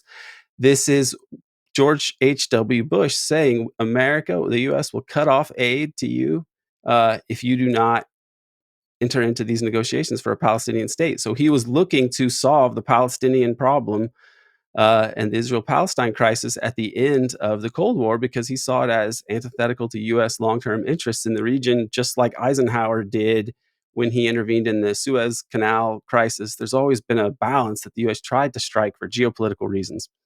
Now, and H.W. Bush is no, hero or great humanitarian or anything. Believe me, I'm totally aware of how sinister he is. And so this makes this all the more remarkable that this person, this nexus of the American deep state, the Yankee oil people, and then the Western cowboy military industrial complex faction, he seemed to unite both of those, but he still had problems with this Israel contingency, and it may have been decisive in having him lose his reelection.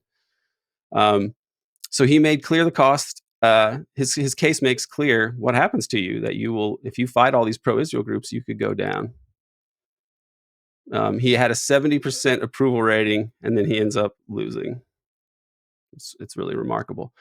Now, At the same time, we have this other big issue, which is the emergence of a move for multipolarity. This article is written in 2009. Sorry, but it came out, but it mentions things that are happening.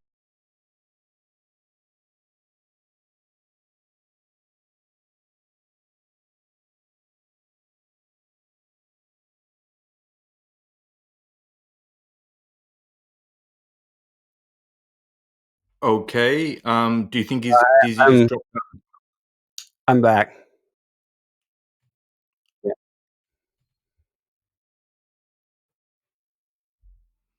Okay, hold on. Do you want to just hand over to me for a second whilst he sorts out the video?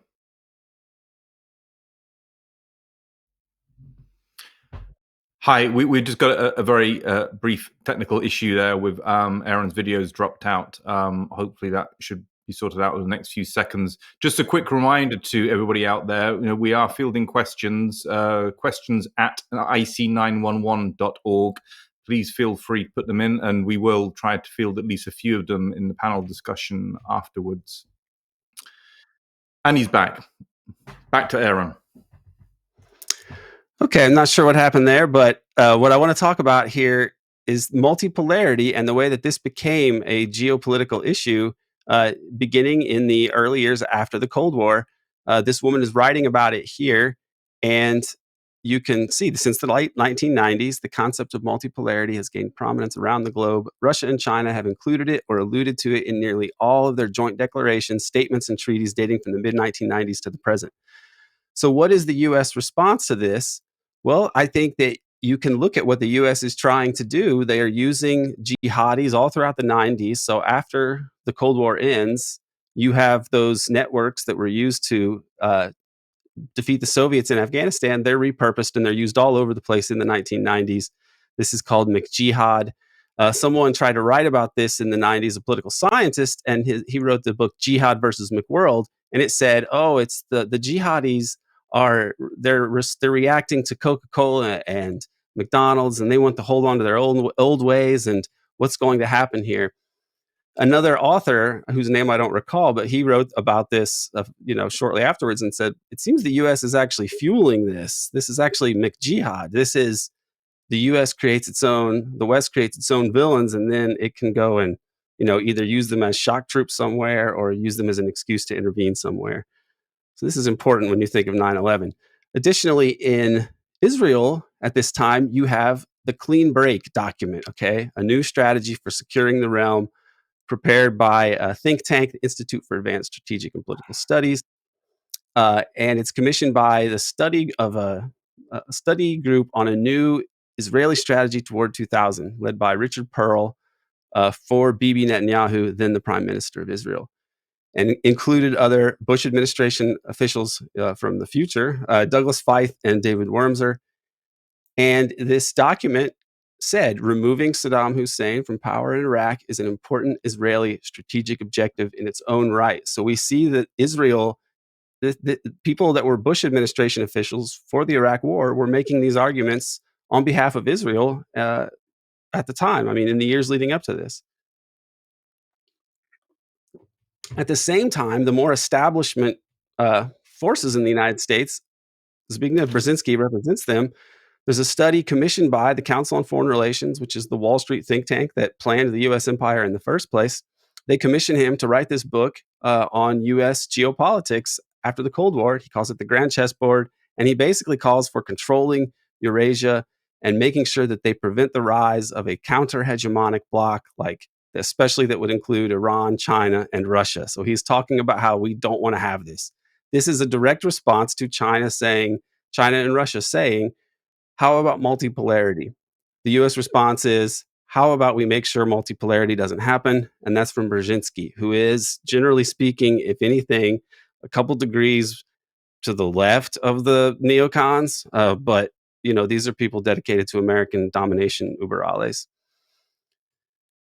The American neocon response to this situation is the Project for a New American Century. And they're calling for full spectrum dominance over the world forever. And they're also saying that it's going to be kind of hard to get the U.S. to commit to what needs to be done without a new Pearl Harbor. This study comes out in 2000.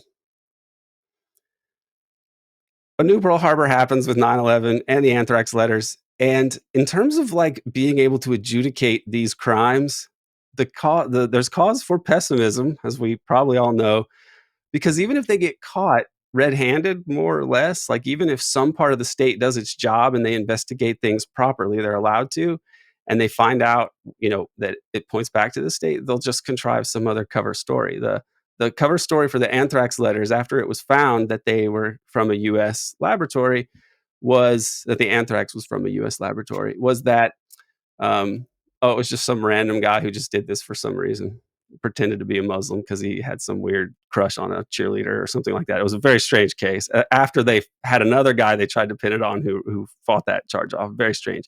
So the point is, the state will not investigate itself. If it's an apex crime, the apex controls the investigation. You won't get to the bottom of it.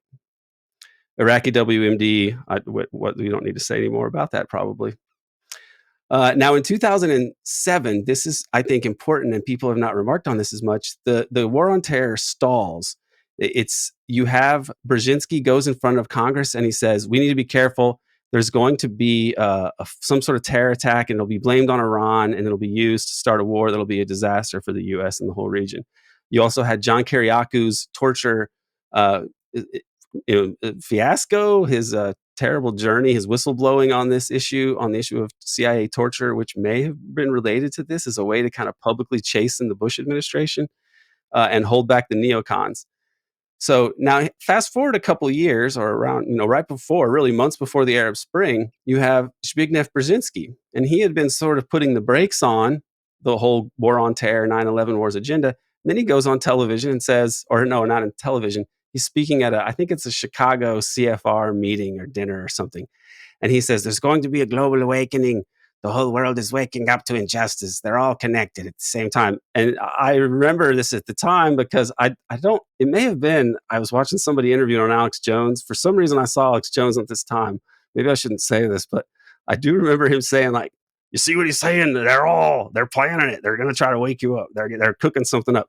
So I remembered that at the time. And then the relationship of this didn't occur to me until later, but this was really right before the Arab Spring.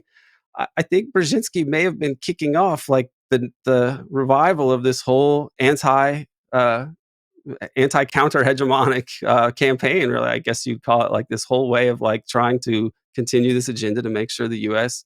had control over Eurasia, because you get these Arab Spring wars. So, and then it eventually comes out that the U.S. had helped nurture some of these groups. It's all very strange when you look at it in retrospect. It seems like it was really just the continuation of that whole agenda. The Arab Spring wars stall as well, in part because of Russia. And interestingly, the naval base that would have given them access to the Mediterranean and to Syria is in Ukraine.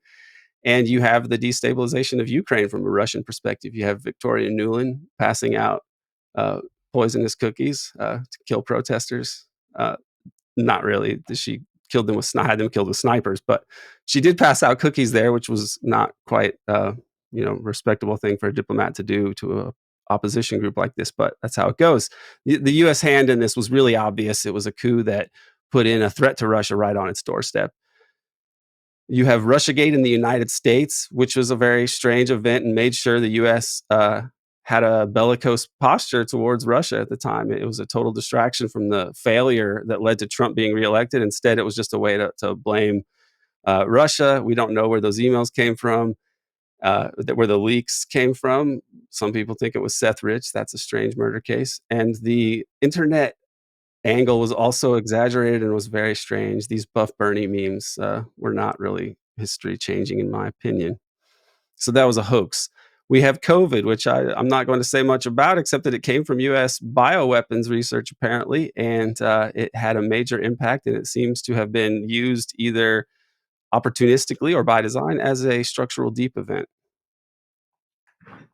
Ukraine war is, of course, a huge disaster, along with the Nord Stream pipeline crimes, but you're not going to get to the bottom of them. Al-Aqsa flood, as we've talked about, and this Gaza genocide, these seem to be related also to all of those issues that Atif was talking about earlier, that are economic and geopolitical motives, but also the fact that U.S. hegemony is really crumbling.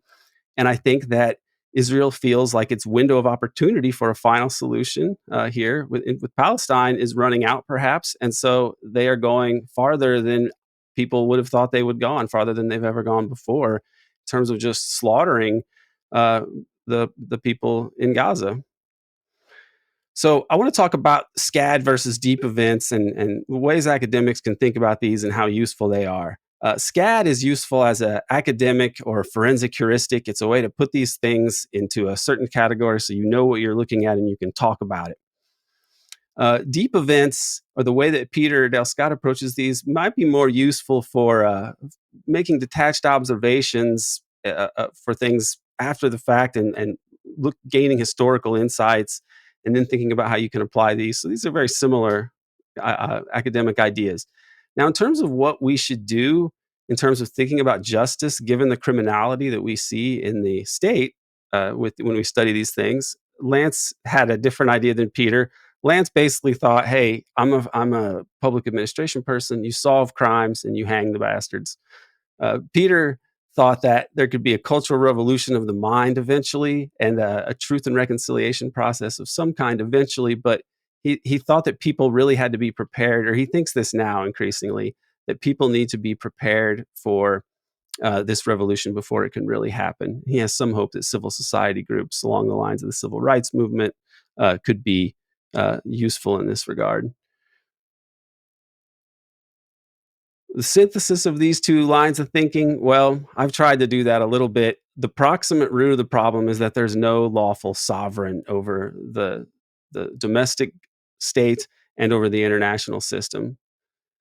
Therefore, whenever we have these problems, these crimes we identify, we are reduced to hysterically shouting into the void and not having any way to have the rule of law applied domestically or internationally.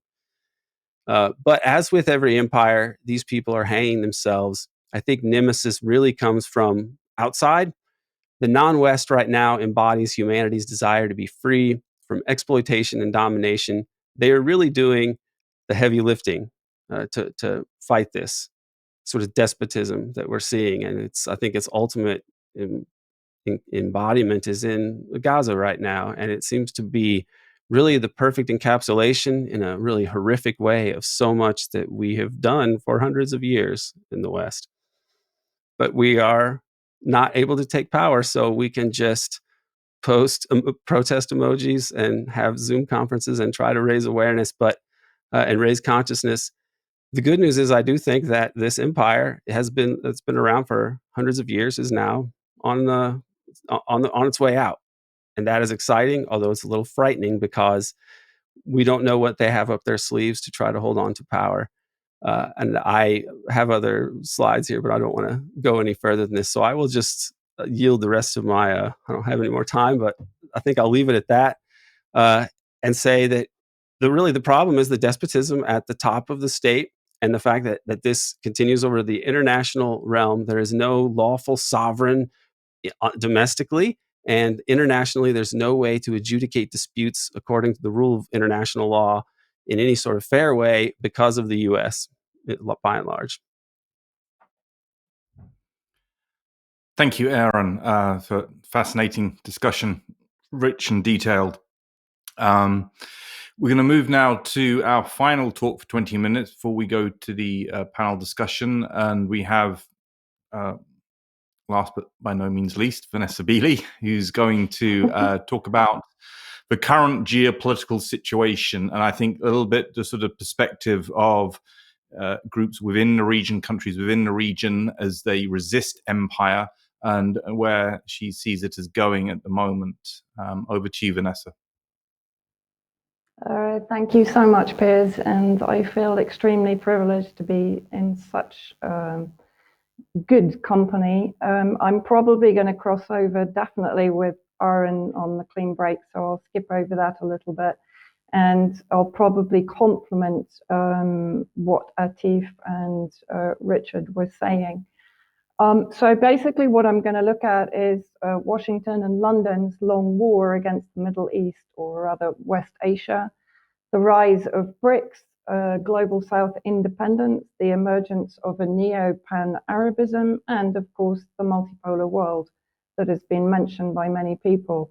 Now I'm going to start off with a direct quote from Robert F. Kennedy Jr., which he gave during an interview, I think, in the last month or so. And I think for me, it encapsulates exactly what Israel actually represents to the US. And it's quite rare for any American politician to be quite so overt in their opinion.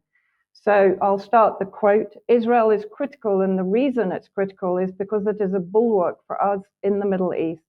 It is almost like having an aircraft carrier in the Middle East. It's our oldest ally. It's been our ally for 75 years.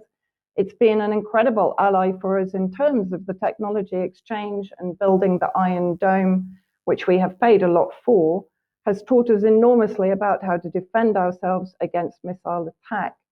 That military expenditure, 75%, goes to US companies under the agreement, under the MOU.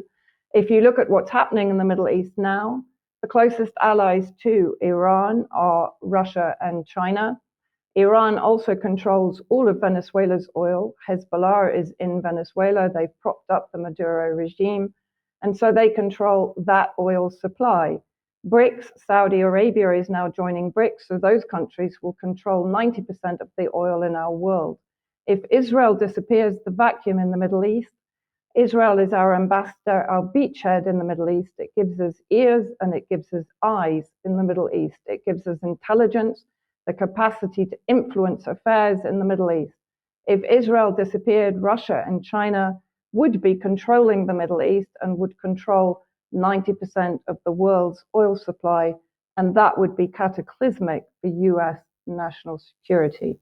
Pretty much says it all right there. And so therefore that really shapes what I'm going to continue saying in the presentation. So basically it's about the reshaping of the Middle East, which has been an ongoing colonial project for more than a century, including the French-British Sykes-Picot partitioning of the territory, the British creation of the Zionist colonialist settler state after the Balfour Treaty in 1917, which facilitated the European settler land grab from Palestinians until the UN partitioning of Palestine in 1947 in favor of the Zionists. And then, of course, the 1948 Nakba, the ethnic cleansing of more than 750,000 Palestinians from their land with no right to return. In 96, as Aaron mentioned, there was the clean break doctrine, a new strategy for securing the realm. Now, interesting elements of that doctrine included working closely with Turkey and Jordan to contain, destabilize, and roll back some of its most dangerous threats, which included Syria. Israel should seize the strategic initiative along the northern borders by engaging Hezbollah, Syria, and Iran as the principal agents of aggression in Lebanon, according, of course, to Israel.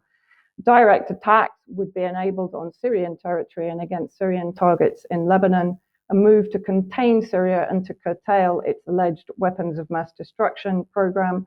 Plans included the removal of Saddam Hussein, as Aaron mentioned, to weaken Syria's position in the region and to strengthen Jordan as Israel's ally. As special consultant, US Presidents Nixon, Ford, and Reagan, Pat Buchanan put it in the document, in the strategy, Israel's enemy remains Syria, but the road to Damascus runs through Baghdad. Then we have the map of the new Middle East.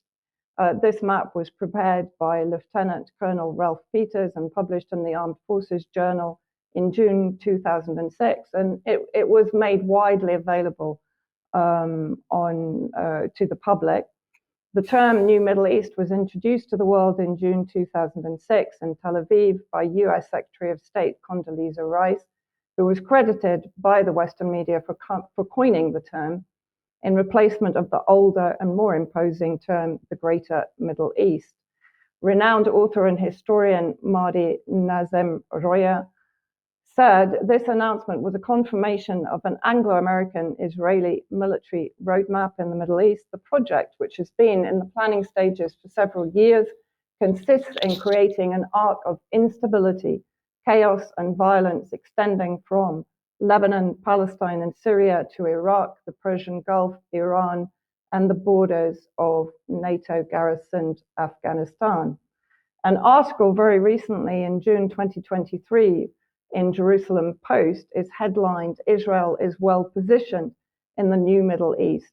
Israel announced a massive success in defense exports, a record 12.5 billion with Abraham Accord countries, accounting for nearly a quarter of those deals. And those countries at the time being include Egypt, Jordan, UAE, Bahrain, Sudan, and Morocco, which is effectively a normalization of relations with Israel. There's also an important reference, which I think Atif mentioned, to the India, Middle East, Europe Economic Corridor, the IMEC, which is designed to compete with the Chinese Belt and Road Initiative. And we can see the map, if it will move forward. Yes, which, as I said, links Mumbai through Dubai, Riyadh, Al Haditha, Haifa, and into Europe through Piraeus in Athens, in Greece. And then, of course, we have the infamous Oded Yinon plan for Greater Israel, the Israel of Theodor Herzl, 1904, and of Rabbi Fishman, 1947. To a large degree, we've entered a new stage in the 75 to 100-year Zionist plan for Palestine, appropriation of the entire territory, and final ethnic cleansing of what appears to be all Palestinians from the West Bank and Gaza, resettlement in the Sinai in Egypt and elsewhere, as we heard also, I think, from Atif. In January 2023, Netanyahu said, "These are the basic lines of the national government headed by me. The Jewish people have an exclusive and unquestionable right to all areas of the land of Israel. The government will promote and develop settlements in all parts of the land of Israel, in the Galilee, in the Negev, in the Golan, Judea, and Samaria." The Greater Israel Project is an integral part of US foreign policy, the new Middle East, to expand US unipolar supremacy through the fracturing and balkanization of the Middle East. It is supported by NATO and largely by Saudi Arabia.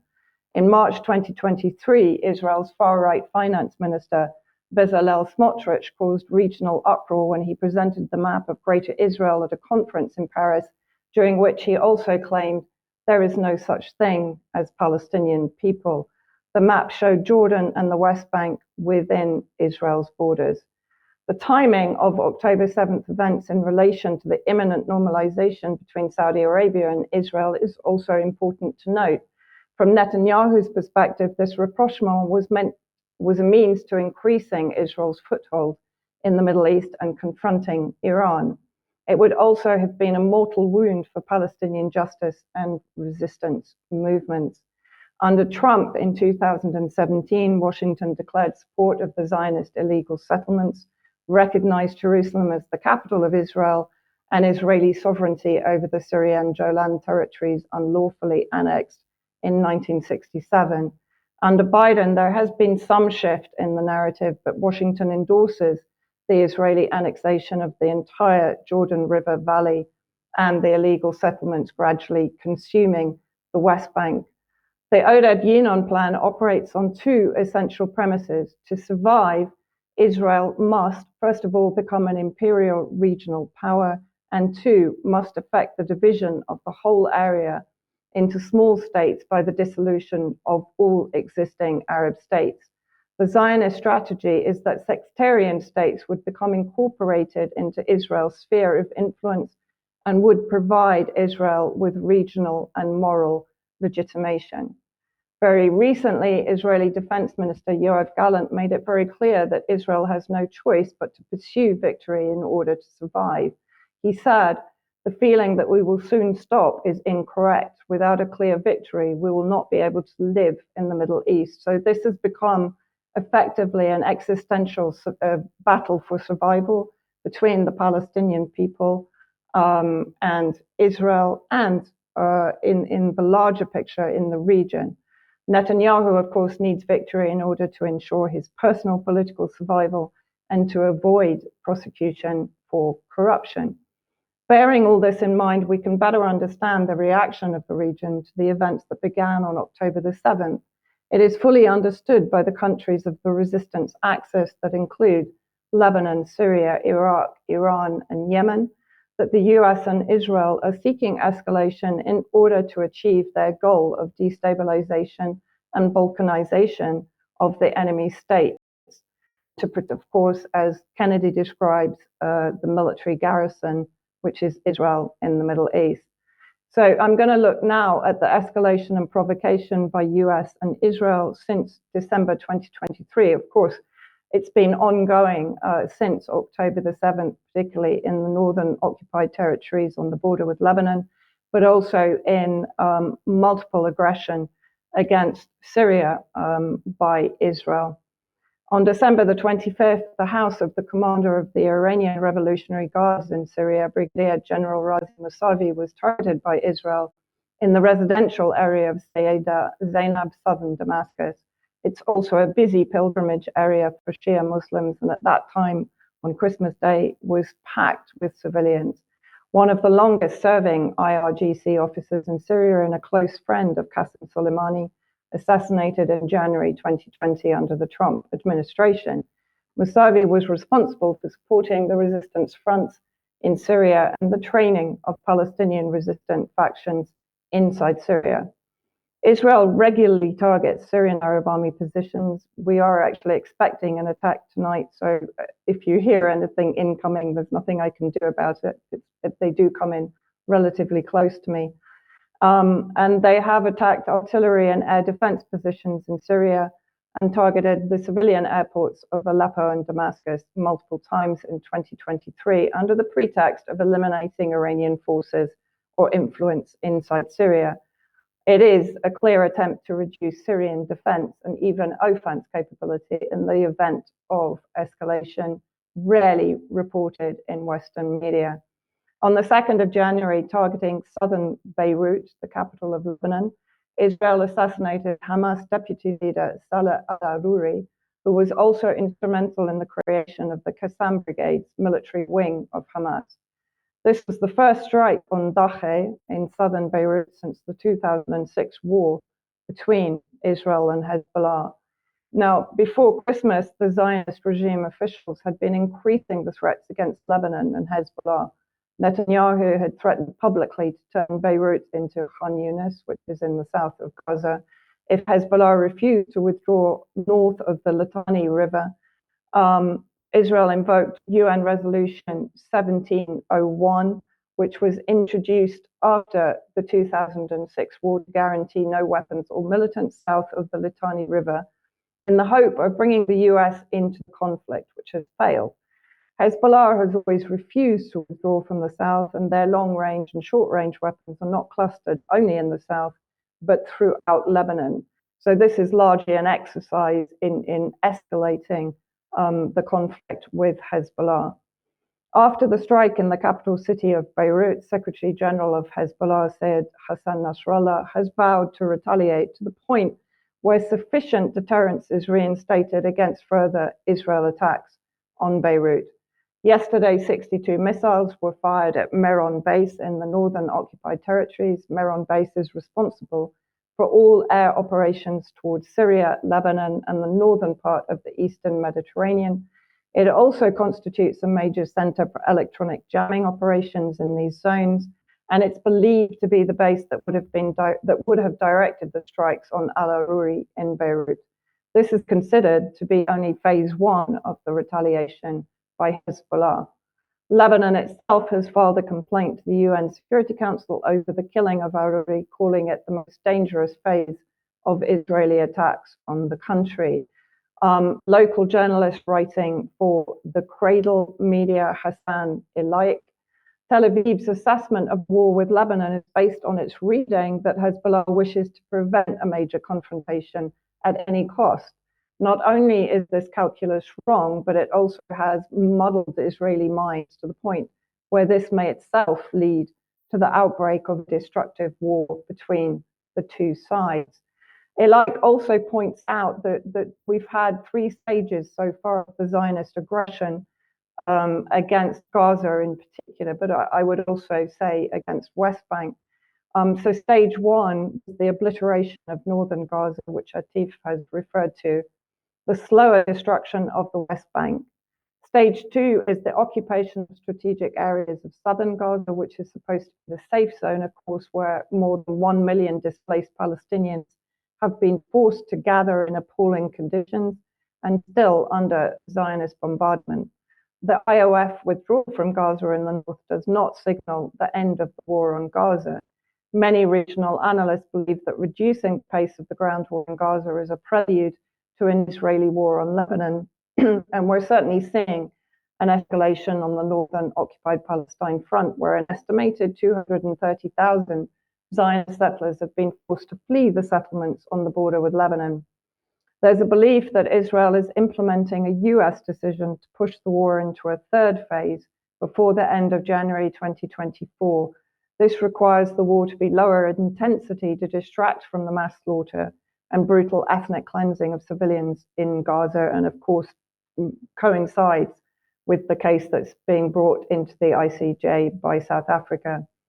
On the 3rd of January, a terrorist attack was carried out in Tehran, in Iran, targeting civilians at the burial place of Qasem Soleimani on the 4th anniversary of his assassination.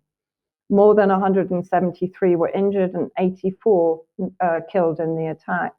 ISIS has officially taken responsibility, but as it's well documented that the terrorist group is a proxy both of the US and an asset for Israel in the region to a large degree, it does raise the question as to whose hands were actually behind the attack. Finally, on the 4th of January, the US targeted the deputy head of operations of the Popular Mobilization Forces, the PMU, in Baghdad. Haj Mushtaq Talib al-Saidi was killed in the strike on PMU headquarters in eastern Baghdad. 1 other was killed in the attack and 6 injured in the drone strike. The US claimed it was in retaliation for the Islamic resistance of Iraq attacks on US military bases in Iraq and Syria, which the bases in Syria, of course, are illegal under international law. There have been 118 attacks by the Islamic resistance since October the 7th. So in 10 days, the US-Israeli alliance has struck targets in Damascus, Beirut, Baghdad, and Iran. So I'm just going to bring back the map of Syria. This is a relatively old map, probably about a month old, but I just wanted to point out that Syria's position in the resistance axis is particularly fragile, with the US triggering attacks by ISIS from the Al-Tanif base, which is in the southeastern section of Syria. These attacks have been intensified since October the 7th, particularly against Syrian Arab Army positions in the central desert area of Syria, the northwestern area of Idlib that's effectively under the control of armed groups dominated by Al-Qaeda, have also intensified their attacks on civilian areas of northern Hama, but also against Syrian Arab Army positions in northern Latakia and western Aleppo. All of these, again, have increased since October the 7th. What Syria has done is to open up its territory to Palestinian resistance factions and to the Islamic resistance to carry out attacks against US or Israeli targets predominantly, of course, in the occupied Golan territories. And it's worth noting that Russia is increasing its observation posts on the border with the occupied Golan territories. It's also worth noting that the Emergency Arab League Summit that was called very early on into the Israeli aggression against Gaza, the proposal that was put forward by Syria, Yemen, Palestine, Algeria, Tunisia, Lebanon, Iraq, Kuwait, Libya, Oman, and Qatar was vetoed by Saudi Arabia, Egypt, and Jordan. And the primary elements of that proposal was, one, to prevent the use of American and other military bases in Arab countries to supply Israel with weapons and ammunition. Two, freezing Arab diplomatic, economic, security, and military relations with Israel. Three, threatening to use oil and Arab economic capabilities to pressure to stop the aggression. Four, preventing Israeli civil aviation from flying in Arab airspace. So that very strong proposal was effectively vetoed and watered down by the countries that have or are on the verge of normalization with Israel. Finally, I want to come to Yemen, where there is also an area of increased tension, bringing the US alliance closer to Iran, or to conflict with Iran and closer to confrontation with Yemeni forces, or Ansarullah, a coalition resistance movement and the de facto government of Yemen, often described in Western media rather euphemistically as the Houthis. What I describe as the coalition of the unwilling put out a joint statement. Now, the coalition now consists of the US, Australia, Bahrain, Belgium, Canada, Denmark, Germany, Italy, Japan, Netherlands, New Zealand, Republic of Korea, Singapore, and of course the UK. Now, I think in the wording of part of their statement, they made it very clear what their priority actually is here. It's the loss of 15% of global seaborne trade, which passes through the Red Sea, including 8% of global grain trade, 12% of seaborne traded oil, and 8% of the world's liquefied natural gas trade. International shipping companies continue to reroute their vessels around the Cape of Good Hope, adding significant costs and weeks of delayed delivery of goods, and ultimately jeopardizing the movement of critical food, fuel, and humanitarian assistance throughout the world. 15% of world trade passes through the Suez Canal. The Africa route around the Cape of Good Hope is 60% more expensive, according to some analysts, and 2 weeks longer, or 3 weeks, as Atif mentioned. The inevitable knock-on effect will be an increase in energy prices, already hiked as a result of the NATO proxy war in Ukraine. And there's also predicted to be a shortage in energy and grain supply. The Northern Sea route, of course, is controlled by Russia, which currently is effectively at war with NATO and the EU in Ukraine. As with Ukraine, the impact will be greatest on the EU. As a result, EU Commission Foreign Minister Joseph Borrell has been trying to negotiate a settlement with Hezbollah to prevent escalation with Israel, to no avail, as Hezbollah is not prepared to withdraw north of the Litani River to comply with Israel's demands. From the Yemeni standpoint, as millions poured onto the streets of the capital Sana'a yesterday to protest the genocide in Gaza, they are effectively fulfilling their responsibility under Article 1 of the Genocide Convention, which again Richard mentioned, which is the obligation to prevent genocide and even to punish genocide to some degree. The blockade of occupied Palestine-bound ships in the Red Sea will end when the genocidal campaign against Palestinians ends and the siege is lifted on Gaza. Now, the map that I'm showing here shows the sort of conglomeration of both the coalition ships, the US ships, Iranian warships that are now entering, even Chinese ships. And I think here is where I would identify, and a few people have agreed with me, there is a potential for false flag. The potential of seeing an event which might facilitate some kind of escalation, particularly against Yemen and potentially, of course, against Iran, that is seen very much as being the backer of the Ansarullah activities. All members of the resistance axis are responding to extreme provocation with restraint in order to draw Israel deeper into the quagmire of a failed ground war in Gaza and a multiple front war currently being waged without US overt involvement. Of course, they are providing the bombs. 65,000 tons of explosives to date have been dropped on Gaza. They're helping with logistics and with funding. Delta forces have been identified as operating alongside the IOF. And of course, they've given a tacit green light for Israel's criminal military adventurism and genocide in Palestine, while actively involved in the targeting of resistance commanders and the triggering of proxies, including ISIS in Iraq and Syria, and the increase of their own military footprint in Israel, particularly in the Negev Desert, in Iraq, and in Syria. Lebanon-based journalist Sharmin Nawani, who's recently written about the fact that Arab perceptions have shifted dramatically over Israel's war on Gaza, with popular sentiment gravitating to those states and actors perceived to be actively supporting Palestinian goals and away from those who are perceived to support Israel.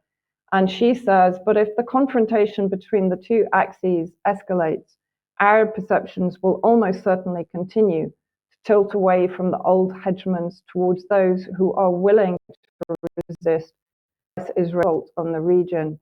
There will be no relief for Washington and its allies as the war expands. The more they work to defeat Hamas and destroy Gaza, and the more they lob missiles at Yemen, Iraq, and Syria and besiege the resistance axis, the more likely Arab populations are to shrug off the Sunni versus Shia, Iran versus Arab, secular versus Islamist narratives that have kept the region divided and at odds for decades, which is where I come back to this emergence of a neo-pan-Arabism that we've seen in the last 12 months. She also says the swell of support that is mobilizing due to a righteous confrontation against the region's biggest oppressors is unstoppable. Western decline is now a given in the region, but Western discourse has been the first casualty of this war. And I will end there with some positive news, I hope. Thank you, Vanessa, for that fascinating overview of what is happening. Well, not really an overview, a lot of detail in there, but clearly we're at a very, very dangerous juncture at this point in time, which we'll possibly come back to. We've had got a lot of questions have come in, and we're slightly over time, but we're going to try to run 45 minutes now. We won't go beyond that, but we'll try and have a 45-minute panel discussion now and try and link in some of the questions that we've been receiving during these talks. Just to reiterate, thank you very much to all your talks. I think providing me, but also the wider audience out there with some incredible in-depth analysis and understanding of what's going on, which is critical if we're try to make sense of this situation that we're seeing in the Middle East. And as I said before, this is a very dangerous moment, clearly based upon what Vanessa has been telling us, but also in the other talks. I guess maybe just to kick it off, I mean, we started at the very beginning, obviously, with me and talking about 9/11. 9/11 is a structural deep event, and it's one she described as a false flag. It's a self-inflicted wound in order to get a series of wars, regime change wars starting, the restructuring of the Middle East, and so on. I mean, going to October 7, obviously, we're not thinking the evidence that's suggesting it's that type of false flag event, but it does seem to be, from what a lot of you are saying, that sort of, there is certainly Israel is trying to exploit what happened on October 7 for its own strategic purposes. And I guess that raises, the first question, does this look like a lie hop, let it happen on purpose as being the most kind of likely scenario in this case? And in addition to that, I'll put that out to everyone, but in addition to that, we've got a question from somebody saying that, well, if Israel let it happen and they knew it was going to occur and they have sought strategic advantage by exploiting it in order to do what they're doing in Gaza, what exactly, because Hamas presumably and Palestinian resistance would have known this, what exactly is their strategic motivation in this action that was taken? So just to start us off, I mean, and does anyone want to pick up on that, on sort of, is this looking like the most likely assessment of this? This is a lie hop and it's been exploited. They knew it was going to happen and they're using it to pursue removal of Palestinians from Gaza, for example. Is that the most likely scenario that we have in terms of understanding what happened?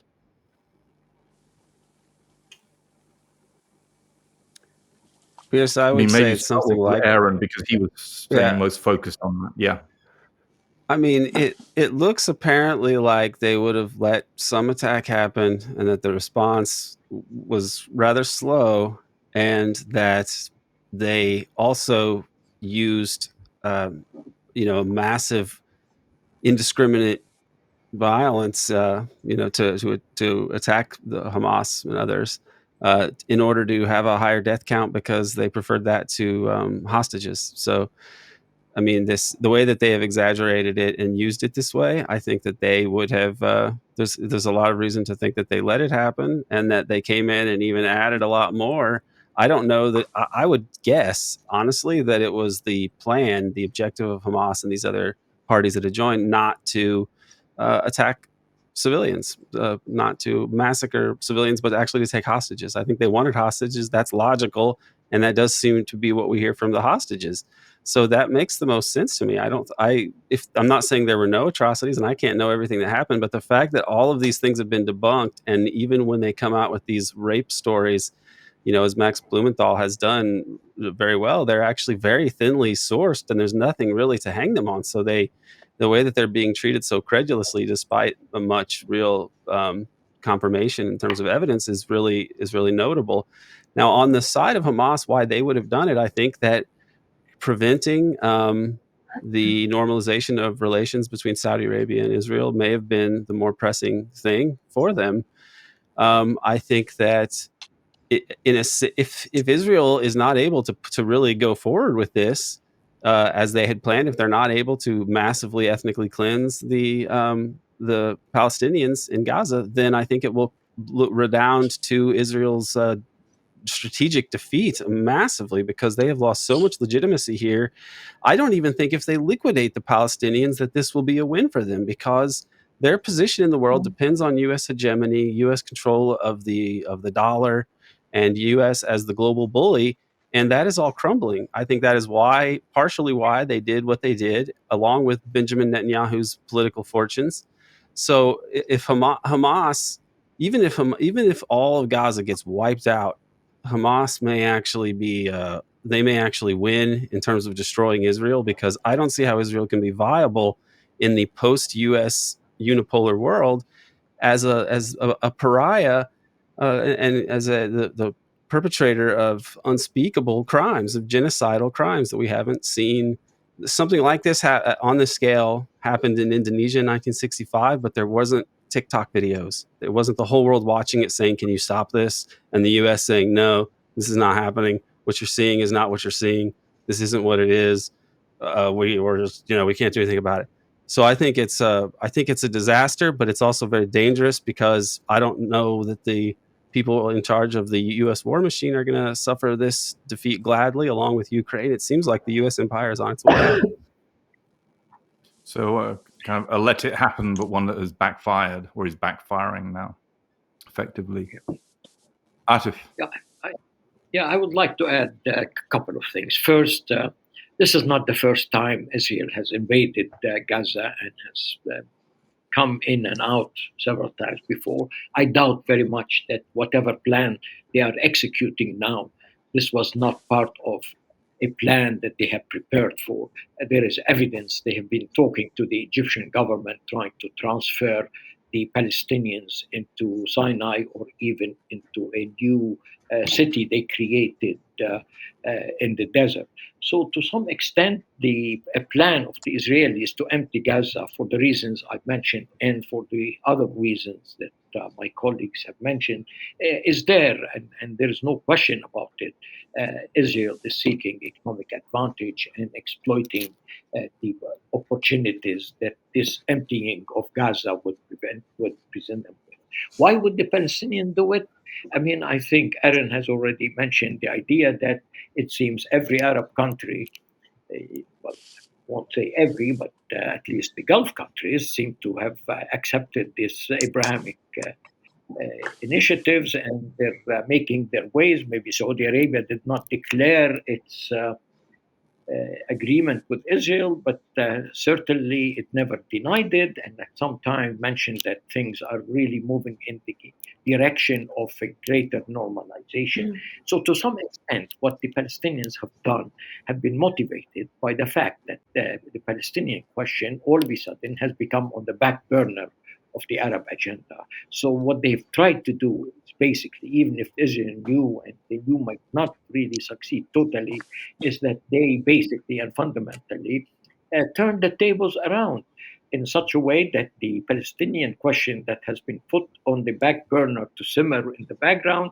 is now on the forefront and has, to a great extent, derailed whatever agreement the Arab states, whether it is Sudan or Maghreb or Egypt or Jordan and Bahrain and the UAE, I think to some extent it drove a wedge between the government and the people. And I don't believe that the Arab governments are now in the same comfortable position of making an accommodation with Israel before that was happening before the events that would be now. Indeed. Richard. Yes, just to supplement what Aaron and Atif have said, with which I agree, we should remember that before October 7th ever happened, this was described as the most extreme government ever to emerge in Israel. And what that translated into, in my understanding, is that it was intent on giving the settler violence a green light on the West Bank and creating a situation where the end game of the Zionist project could be carried out. And I think contextualizing what's happened after October 7th, even if you grant the validity of Israel believing that it was subject to a surprise attack, even if you grant that, the illogic of their response suggests that they had other priorities in mind, both the territorial priorities of expanding to Greater Israel and the economic priorities that Atif has described to us, so that this didn't come out of a vacuum, as the Secretary General said. And you should remember the speech that Netanyahu gave in the General Assembly of the UN a couple of weeks before this attack, which was highlighted by showing a map without Palestine on it. And there undoubtedly was some impulse on the Palestinian resistance movement to say, we have to act now, or we will be subject to a fait accompli. And so the historical timing, even if the deep structural event dimension is present, it reinforces that and creates this very dangerous present situation, which is that Israel can neither win nor lose. See, and what does it do when it's confronted by that? The only thing it can do is widen the combat zone by bringing Iran somehow into the conflict, and therefore bringing the US in as an alternative to its ceding control over the whole region. So this is a worrisome moment in a horrible crisis situation if looked at from a humanitarian and Palestinian perspective. And only, I think, civil society, a surge of civil society activism can challenge these forces that are seeking the perpetuation of American post-Cold War unipolar hegemony.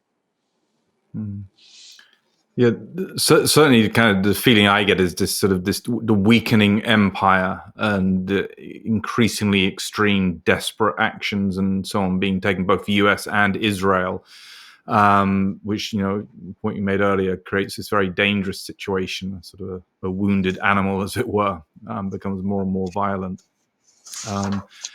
Kevin, did you want to come in on that, or did you want to just comment on, especially what you heard from in Aaron's presentation, sort of any sort of bits of evidence in there which you would sort of pick up as, yeah, this is very indicative of certainly a let it happen operation? Would you be willing to sort of put your money on the table on that at the moment in terms of thinking, yeah, there's something that's just fairly solid there which we could look to and suggest that, they at least knew this was going to happen? Or am I pushing you too hard on that? Yeah, no, when I gave my talk, I mentioned that everything that so far I've seen seems to match the pattern that I've seen with other state crimes. And certainly there was foreknowledge on the part of Israel. And, I would say one other thing that I've read about the fact that the operation involved the simultaneous compromising of 29 points on the iron wall, 29 points of a boundary that is so highly observed on a daily basis, combined with the foreknowledge of the plan and of the exercises that mimic the event. It does very much seem like it was allowed to happen. If there's more to it than that, I think that we need to just continually reevaluate our perspective based on evidence that is revealed. Because as I said, with deep events, it's all defined as being hidden, and so it won't be revealed necessarily for some time. But I can say I am worried about what Professor Falk has said, that this may be something, and Vanessa has also said, maybe leading to a wider war, and there may be have been an intention there all along, which is very troubling. Yeah. Vanessa, you dropped out there for a second. Did you want to come in on this, or would you? Yeah, I think all I wanted to say about the Hamas operation, and I don't know if anybody mentioned that while I kind of disappeared thanks to Syrian internet, was the name of the operation, which is Al-Aqsa Flood, of course. And this is a very important aspect, is the potential for the Zionist destruction of Al-Aqsa Mosque, which is, I think, the third most holy Islamic site, in favor of Temple Mount. And so I think this was also, so the normalization with Saudi Arabia, which, as I said in my talk, was to effectively bring an end to the Palestinian battle for justice, freedom, liberation from an apartheid, oppressive, settler colonialist entity rule. And then, of course, this ongoing invasion, really, of Al-Aqsa and the prevention of worship in Al-Aqsa for Palestinian Muslims. So I think this was also a very important aspect of this operation. Okay, thanks. Just want to move this on to question of genocide. So we've got probably a fairly straightforward question here, which Richard can answer. One question which came in just said, what do you say to people that this? What do you say to people who say that this is not genocide? It's simply war.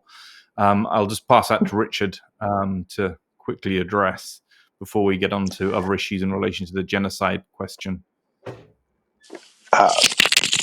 Well, as I tried to suggest, Israel can't, as the occupying power, has no authority to wage war.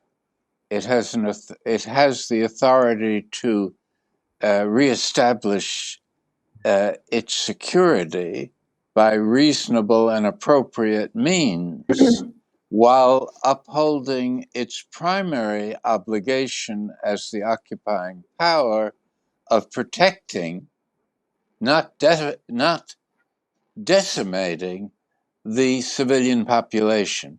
The whole emphasis of the Geneva Conventions when it comes to belligerent occupation is the duty of the occupying power to protect the civilian population. And this kind of response that had very little relevance to future Israeli security, in fact, was dysfunctional from that, obviously dysfunctional from that perspective, suggests that it has to be judged on the basis of what kind of operation this was. And given the statements of the Minister of Defense, the Prime Minister, and the religious leaders in the Israeli cabinet, there is no reasonable doubt that the intention was genocidal. And I would be very surprised, even if a relatively conservative International Court of Justice does not agree with that assessment. Yeah, I mean, it's quite incredible. I'm, as you all know, I'm based in Germany and in Berlin, and it's, you know, the German government and certainly the German elite. It's quite remarkable the extent to which they have fallen behind in support of Israel, and it's remarkable to watch and see that there's this blindness to reality of what's going on. On this question of, and this is linked partly to a question which came in of what the Israeli population, how it sort of is cut up in terms of its position in relation to what's going on. I mean, clearly, you know, there is going to be some opposition within Israel to what's going on. And I guess, you know, this links to a kind of a broader question about where the kind of resistance might come to this. We're witnessing yet again genocide now in the 21st century. You know, are we populations in the West, sort of where do people feel that those populations are in terms of having realized what's going on, the global audience, the South, the global South, and so on. But starting off with, you know, what's the sense of the population within Israel for Israelis who are witnessing what's going on? Is there a significant resistance or pushback, or is it very limited?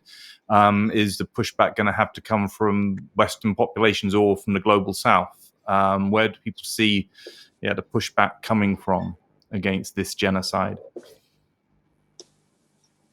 Vanessa? If I can hop in there.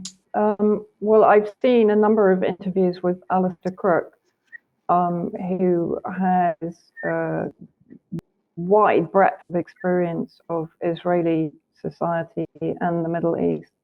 And according to him, 80 to 90% of the Israeli population actually believe that the Israeli forces are not doing enough, that they should crack harder on the Palestinians.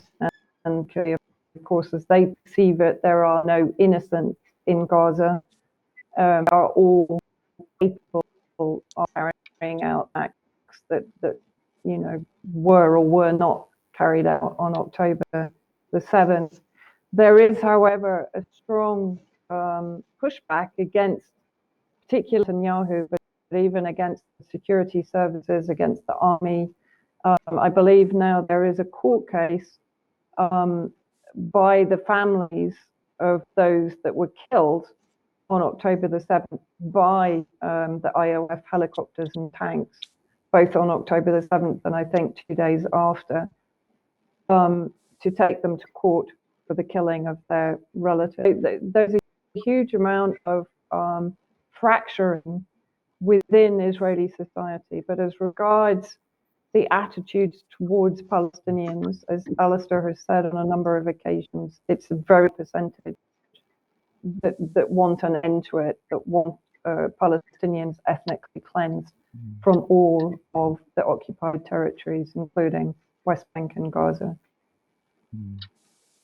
Yeah, I wonder if there's always this idea of the rally effect, because it's well documented with the kind of rather tedious academic analysis of public opinion in conflict situations that you always get to rally around the flag effect and so on at the beginning of a conflict. It's this instinctive, but it tends to ebb over time or weaken and so on as a conflict goes on.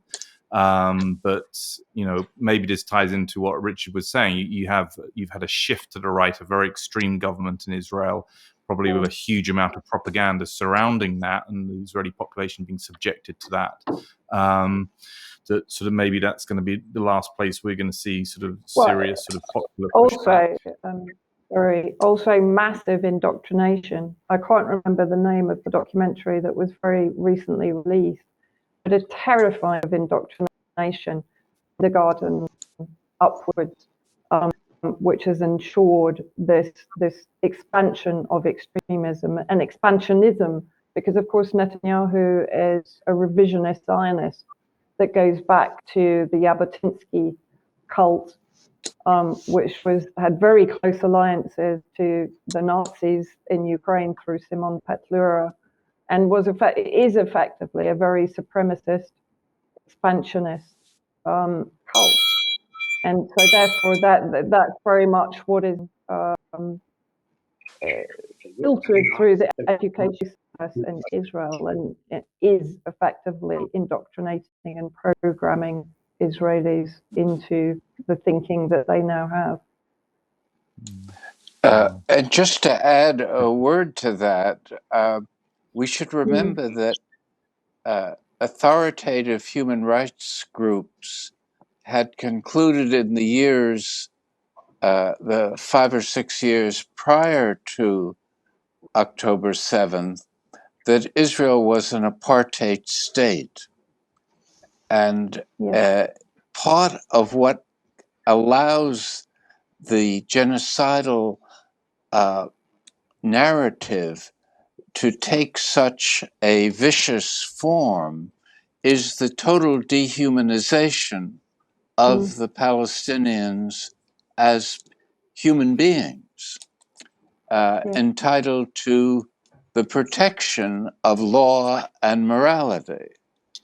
The language of Netanyahu and Gallant, which talked of the Palestinians as human animals who deserve to be treated as such, was then intensified by other ministers who said, oh, well, they're not even human animals. And this kind of dehumanization is integral to a genocidal movement of the sort that we're seeing carried out. And what's significant also is that no significant Israeli voices have challenged it. There's a consensus that may not like Netanyahu and the religious right, but they're not willing to depart from this idea of dehumanization of the Palestinians, which was written into the basic law of Israel in 2018, where it was declared that only the Jewish people have a right of self-determination within the borders of Israel. Yeah, so it raises this kind of point of propaganda of war. I mean, in wartime, it always involves this dehumanization. I guess sort of picking up on Kevin's points about indicators of state crimes against democracy and so on. But war propaganda is We've seen this. You see it in the First World War, Second World War, and so on. But I'm betting if you were to do some detailed media analysis of Israeli media, you'd see some pretty terrifying patterns there in terms of precisely that process.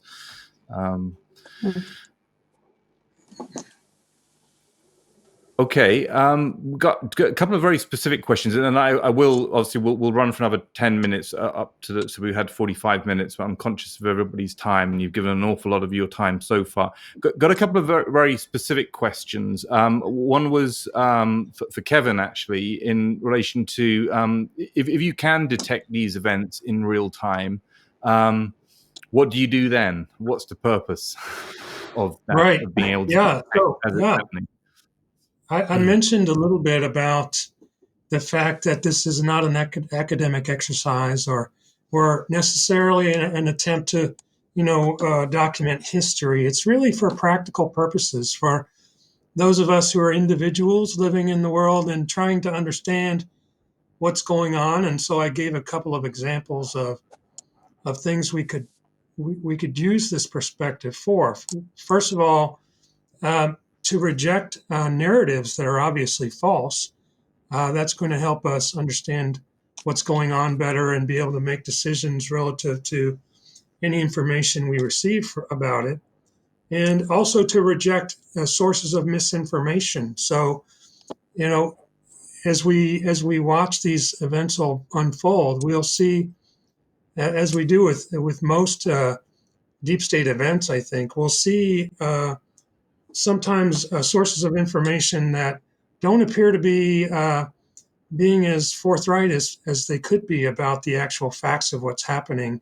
I don't have an example at the moment on the tip of my tongue, but I also gave the example, which I think was a very relevant one certainly for me and for many others, relative to COVID, in that, when people are caught up in the middle of what really appears to be a false narrative, and they're being forced to do certain things, whether it be locked down or, more importantly, accept experimental injections into their bodies. I think that this is the kind of perspective that, if they could match the narrative to a pattern of deception in the past, they might be able to make a better decision for themselves with regard to what's going on today. So that's what I stated are opportunities to use a perspective that doesn't necessarily have every fact nailed down, every T crossed and every I dotted as to exactly what happened, but still knowing that we have a deception involved and very likely a state crime in progress. Yeah, and for sure, we're definitely in an era now where a much larger section of the population is beginning to be switched on to these kind of deep state events and so on. People don't buy into the kind of conspiracy theory smear in the way that they used to, and so on. So there is fertile ground, I think, for people if they're armed with the kind of more detailed analysis, identifiers, and so on to react and then to actually push back and so on. So. Atif, a specific question in relation to somebody's asked about if you could try to map out the alternative trade routes the US is aiming to create and how that relates to current alliances in the region. Well, to a great extent, is exploiting and trying to organize the region along these trade routes. Notice that it's not just a random choice that you pass it through Dubai and from Dubai through Saudi Arabia and Jordan. I mean, it's difficult to forget that they are trying to exploit all these regional arrangements. I mean, you're picking exactly the countries that you want to be involved and to exclude the countries you don't want. You're bringing in Saudi Arabia, you're bringing in UAE, you're excluding Syria, you're excluding Iran. So to a great extent, the trade rules are used as a way of reorganizing regional interactions and interests. And in this respect, I don't suspect at all that you are not just trying to oppose China and limit China's advantage, but you're also trying to weave your economic relationships and the trade routes and what they carry with them in terms of benefits within the area and the actors that are closer to you. So it's in a way or the other is trying to realign the region, to organize it in a way where the economics and the strategic interests are aligned. Okay, thank you. Just to move to just a closing kind of broader question for everyone to respond to. I mean, we all, it's very clear that we have genocide occurring at the moment. It's very clear that there is, major geopolitical dimension and resource battles. This is part of the kind of regime change wars, the restructuring of the Middle East that we saw, and those quotes from the Chilcot Inquiry at the start and so on. And we are seeing this kind of point of, I guess, crisis point for the Western Empire and this danger of escalation now in the Middle East. What happens now? And I know I'm asking everyone to get their crystal balls out and so on and make some predictions, but how is this going to end? Is there going to be a scenario where the Western Empire is going to step down willingly, as it were? Or not so much willingly, perhaps be forced to step down? Or is this going to lead into a greater conflict, which will then play out and perhaps lead to the end of the Western Empire? But where is this, what is going to bring an end to this imperialism in your view at the moment in terms of what's happening in the Middle East? And I'll leave that to anyone who wants to jump in first with an answer to that.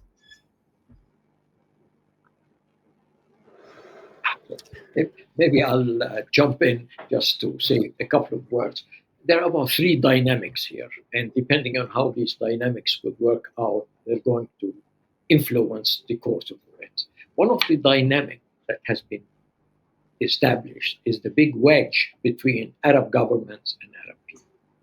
Will this event create another Arab Spring? There are lots of people are discussing that we may be seeing another Arab Spring where the people who felt disenfranchised and who felt their governments did not come with the kind of response they wanted. Look, in 1973, King Faisal stopped the production of oil and threatened that he would not bring back oil embargo to the West and to the countries supporting Israel until they show a change. Maybe he stopped it and dismissed it before it created all its effect, but at least it showed a willingness on the part or an obligation or being forced by the way he expected the reaction to be for these governments to do it.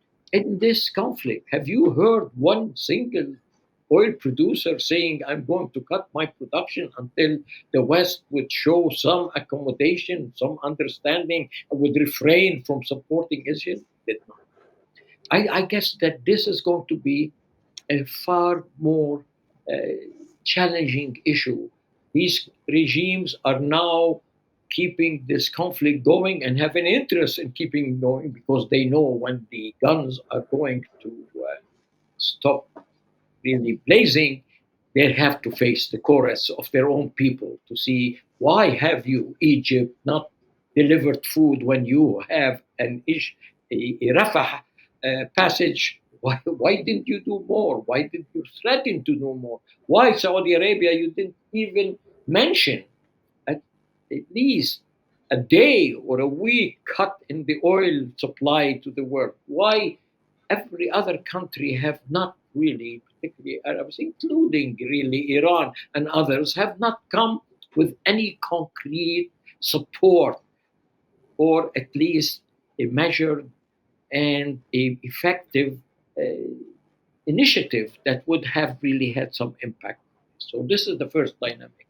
The second dynamic, I don't think that anybody in the Arab world is now unaware of the hypocrisy of the West and the way the West has completely turned its back on the massacres and on the savagery and indiscriminate bombing of people.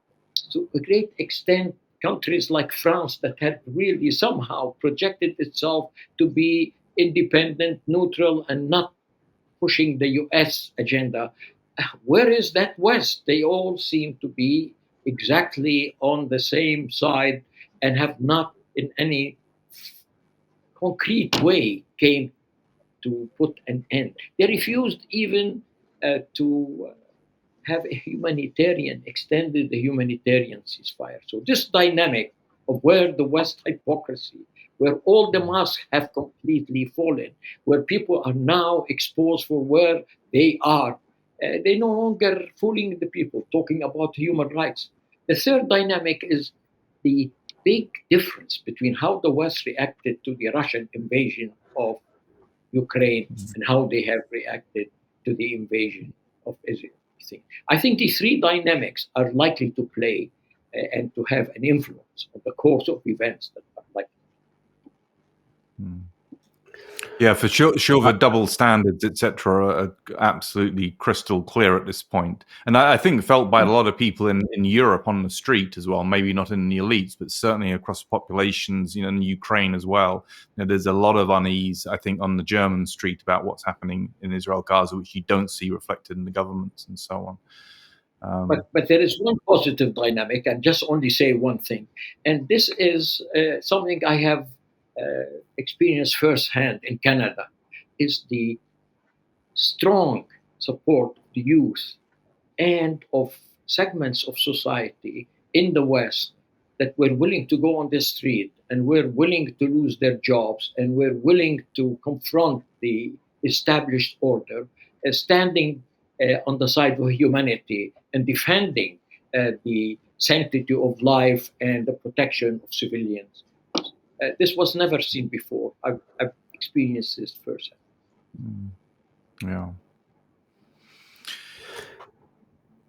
Yeah, Piers, I think that this is really I would echo a lot of what Atif says and other people have about many of these dynamics here.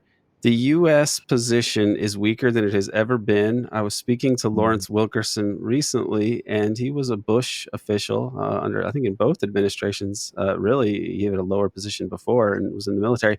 But he was saying he thinks that Israel is going to end within a decade, more or less. And that, so when you look at the dynamics of the region and what the U.S. did, it wasn't that the U.S. was always in the pocket of Israel like this. JFK was telling Ben Gurion that he needed to end this nuclear program or aid would be cut off. And Ben Gurion resigns, and Kennedy's dead very shortly.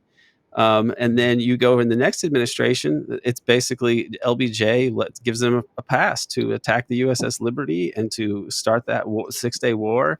And you got to look back and think, how do you go from Kennedy doing what he was doing? And he also wanted a solution to the Palestinian crisis as well. And then Eisenhower intervenes on the side of the global South, basically, in the Suez crisis. So how do you go from that to LBJ, this hard right turn, which is we see across the board, Vietnam, Indonesia, Congo, Latin America, everywhere. He reversed all these policies. It was a hard right turn for the U.S. empire, basically, when they get rid of Kennedy, who seemed to be a bridge between, Cold Warrior, but also like Henry Wallace internationalism and wanting to wind down the Cold War.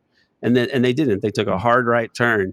And then you have and the Israel side seems to have been a part of that. And then in the 70s, Nixon, after Nixon, you have the neocons come in, who we now know as people very much associated with Zionism. Rumsfeld, Cheney, right?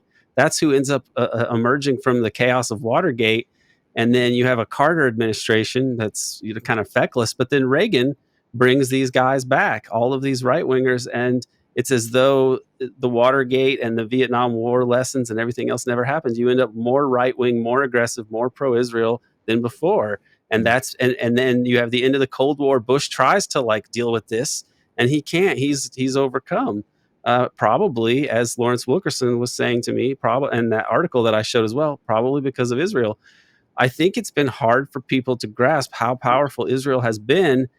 It's even deeper than what Walton Mearsheimer say in the Israel lobby. It's not just all of those things that you can observe. I think that they are intertwined with the clandestine side the secret fascist element of the U.S., the sexual blackmail business that you see with Epstein, and who knows what else.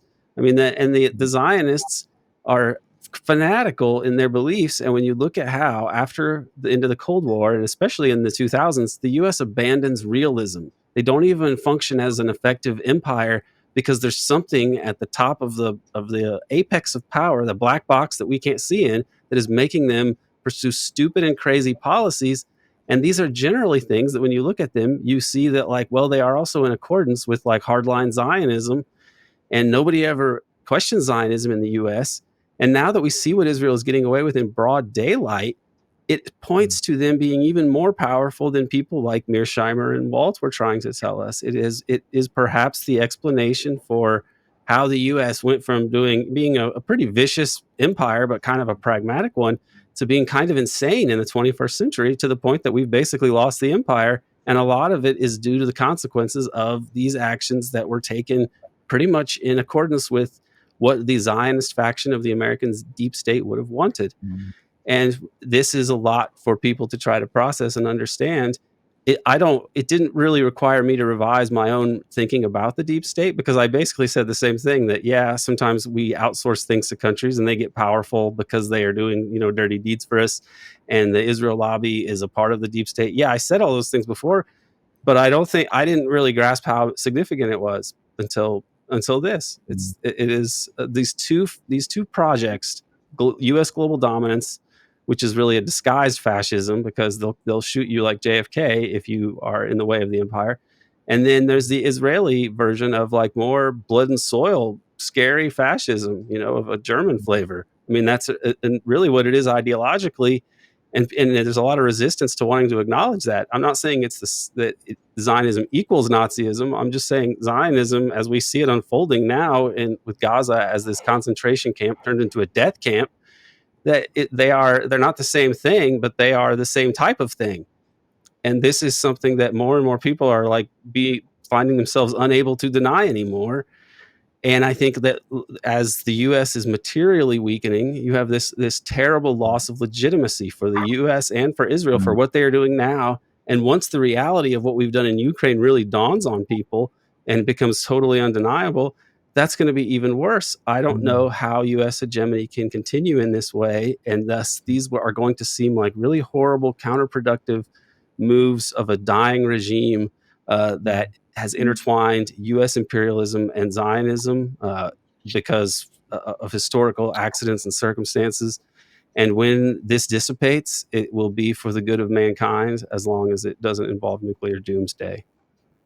It does seem that Zionism is just part of this kind of broader feature of Western cultural supremacism and so on. You see it in colonialism, empire, etc. It's just one of the outgrowths of this Western sense of supremacy and so on. It's our role to lead the world and then to do whatever we want, etc. I'm conscious of time. Just Vanessa, I mean, is it going to require, there might be this kind of slow grinding to a halt of the empire and so on. Is it going to, however, require some kind of defeat, some kind of distinct military defeat at some point? I mean, we've had Ukraine, obviously, had Afghanistan and Syria, the attempt to overthrow did not succeed, but they're still trying very, very hard. But is this going to end up in some kind of escalation followed by a potentially significant military defeat for the West, which is the straw which breaks the camel's back in all of this? And is that one scenario that's possible? I think it was Edward Said that said, the US is a super force. A super force can only be defeated by an even greater force. I'm paraphrasing. I don't think that's the exact quotation.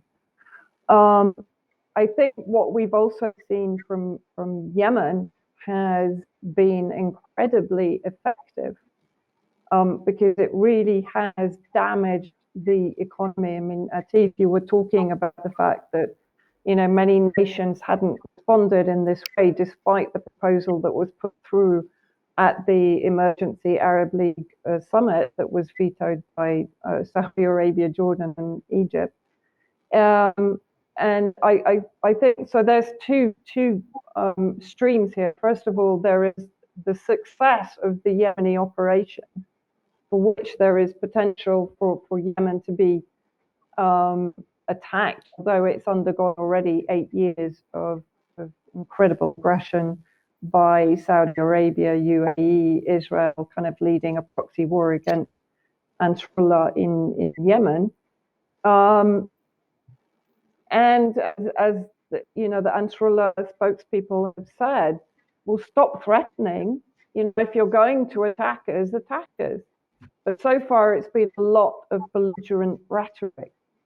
And they haven't actually really carried out any attacks on Yemen mainland. So there's this sort of juxtaposition of, as Yoav Gallant said, they need victory in order to survive. But how elusive is that victory really? You know, and to what extent are they prepared to push forward into a conflict that they cannot win? Shamin Nawani said, you're now getting this unification of Arab populations, even if there are Arab countries like Saudi Arabia that are still on the brink of this normalization with Israel. The population in various recent polls has demonstrated that it wants the genocide against Gaza and West Bank to finish. So Arab population consensus is shifting away from Israel, and that's another very dangerous point. So I guess the question is, how many lunatics are in power in the United States? How influenced are they by lunatics in the Zionist far-right extremist factions in Israel and the United States, and even in the UK? You know, how far are they going to be influenced? And you have to bring in kind of the evangelical end-timers also that believe that the world has to kind of enter an apocalypse for the second coming of Christ. I mean, you know, people might laugh about that, but that's the whole point of Al-Aqsa, Temple Mount, and all of that.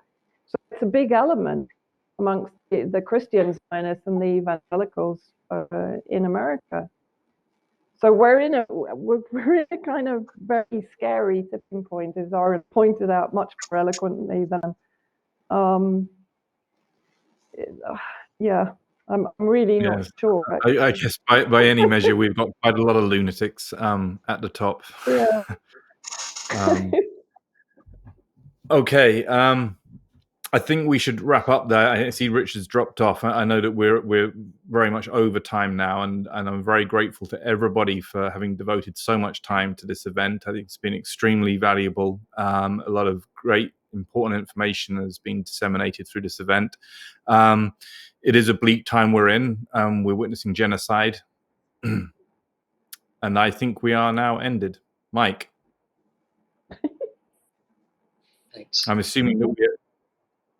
Oh, I'm still live. Okay, it doesn't appear to be. I don't appear to be still live on my screen. But so anyway, to wrap everything up, but to adapt myself to the seriousness of the situation. Yeah, we are at this point. Clearly, we are at a point where genocide is occurring. We're at a point where there is potential for great risk of escalation in the Middle East. Certainly time for populations to wake up if they haven't already woken up and start pushing back against their governments. And hopefully what we've heard today from all of our great speakers, excellent speakers, gives some people some kind of ammunition and tools of intellectual self-defense in order to wake up and push back against what we're seeing at the moment. So thank you very much for attending and listening to this event, and we hope to see you at the next event, which we will surely have at some point in the near future. Thank you very much.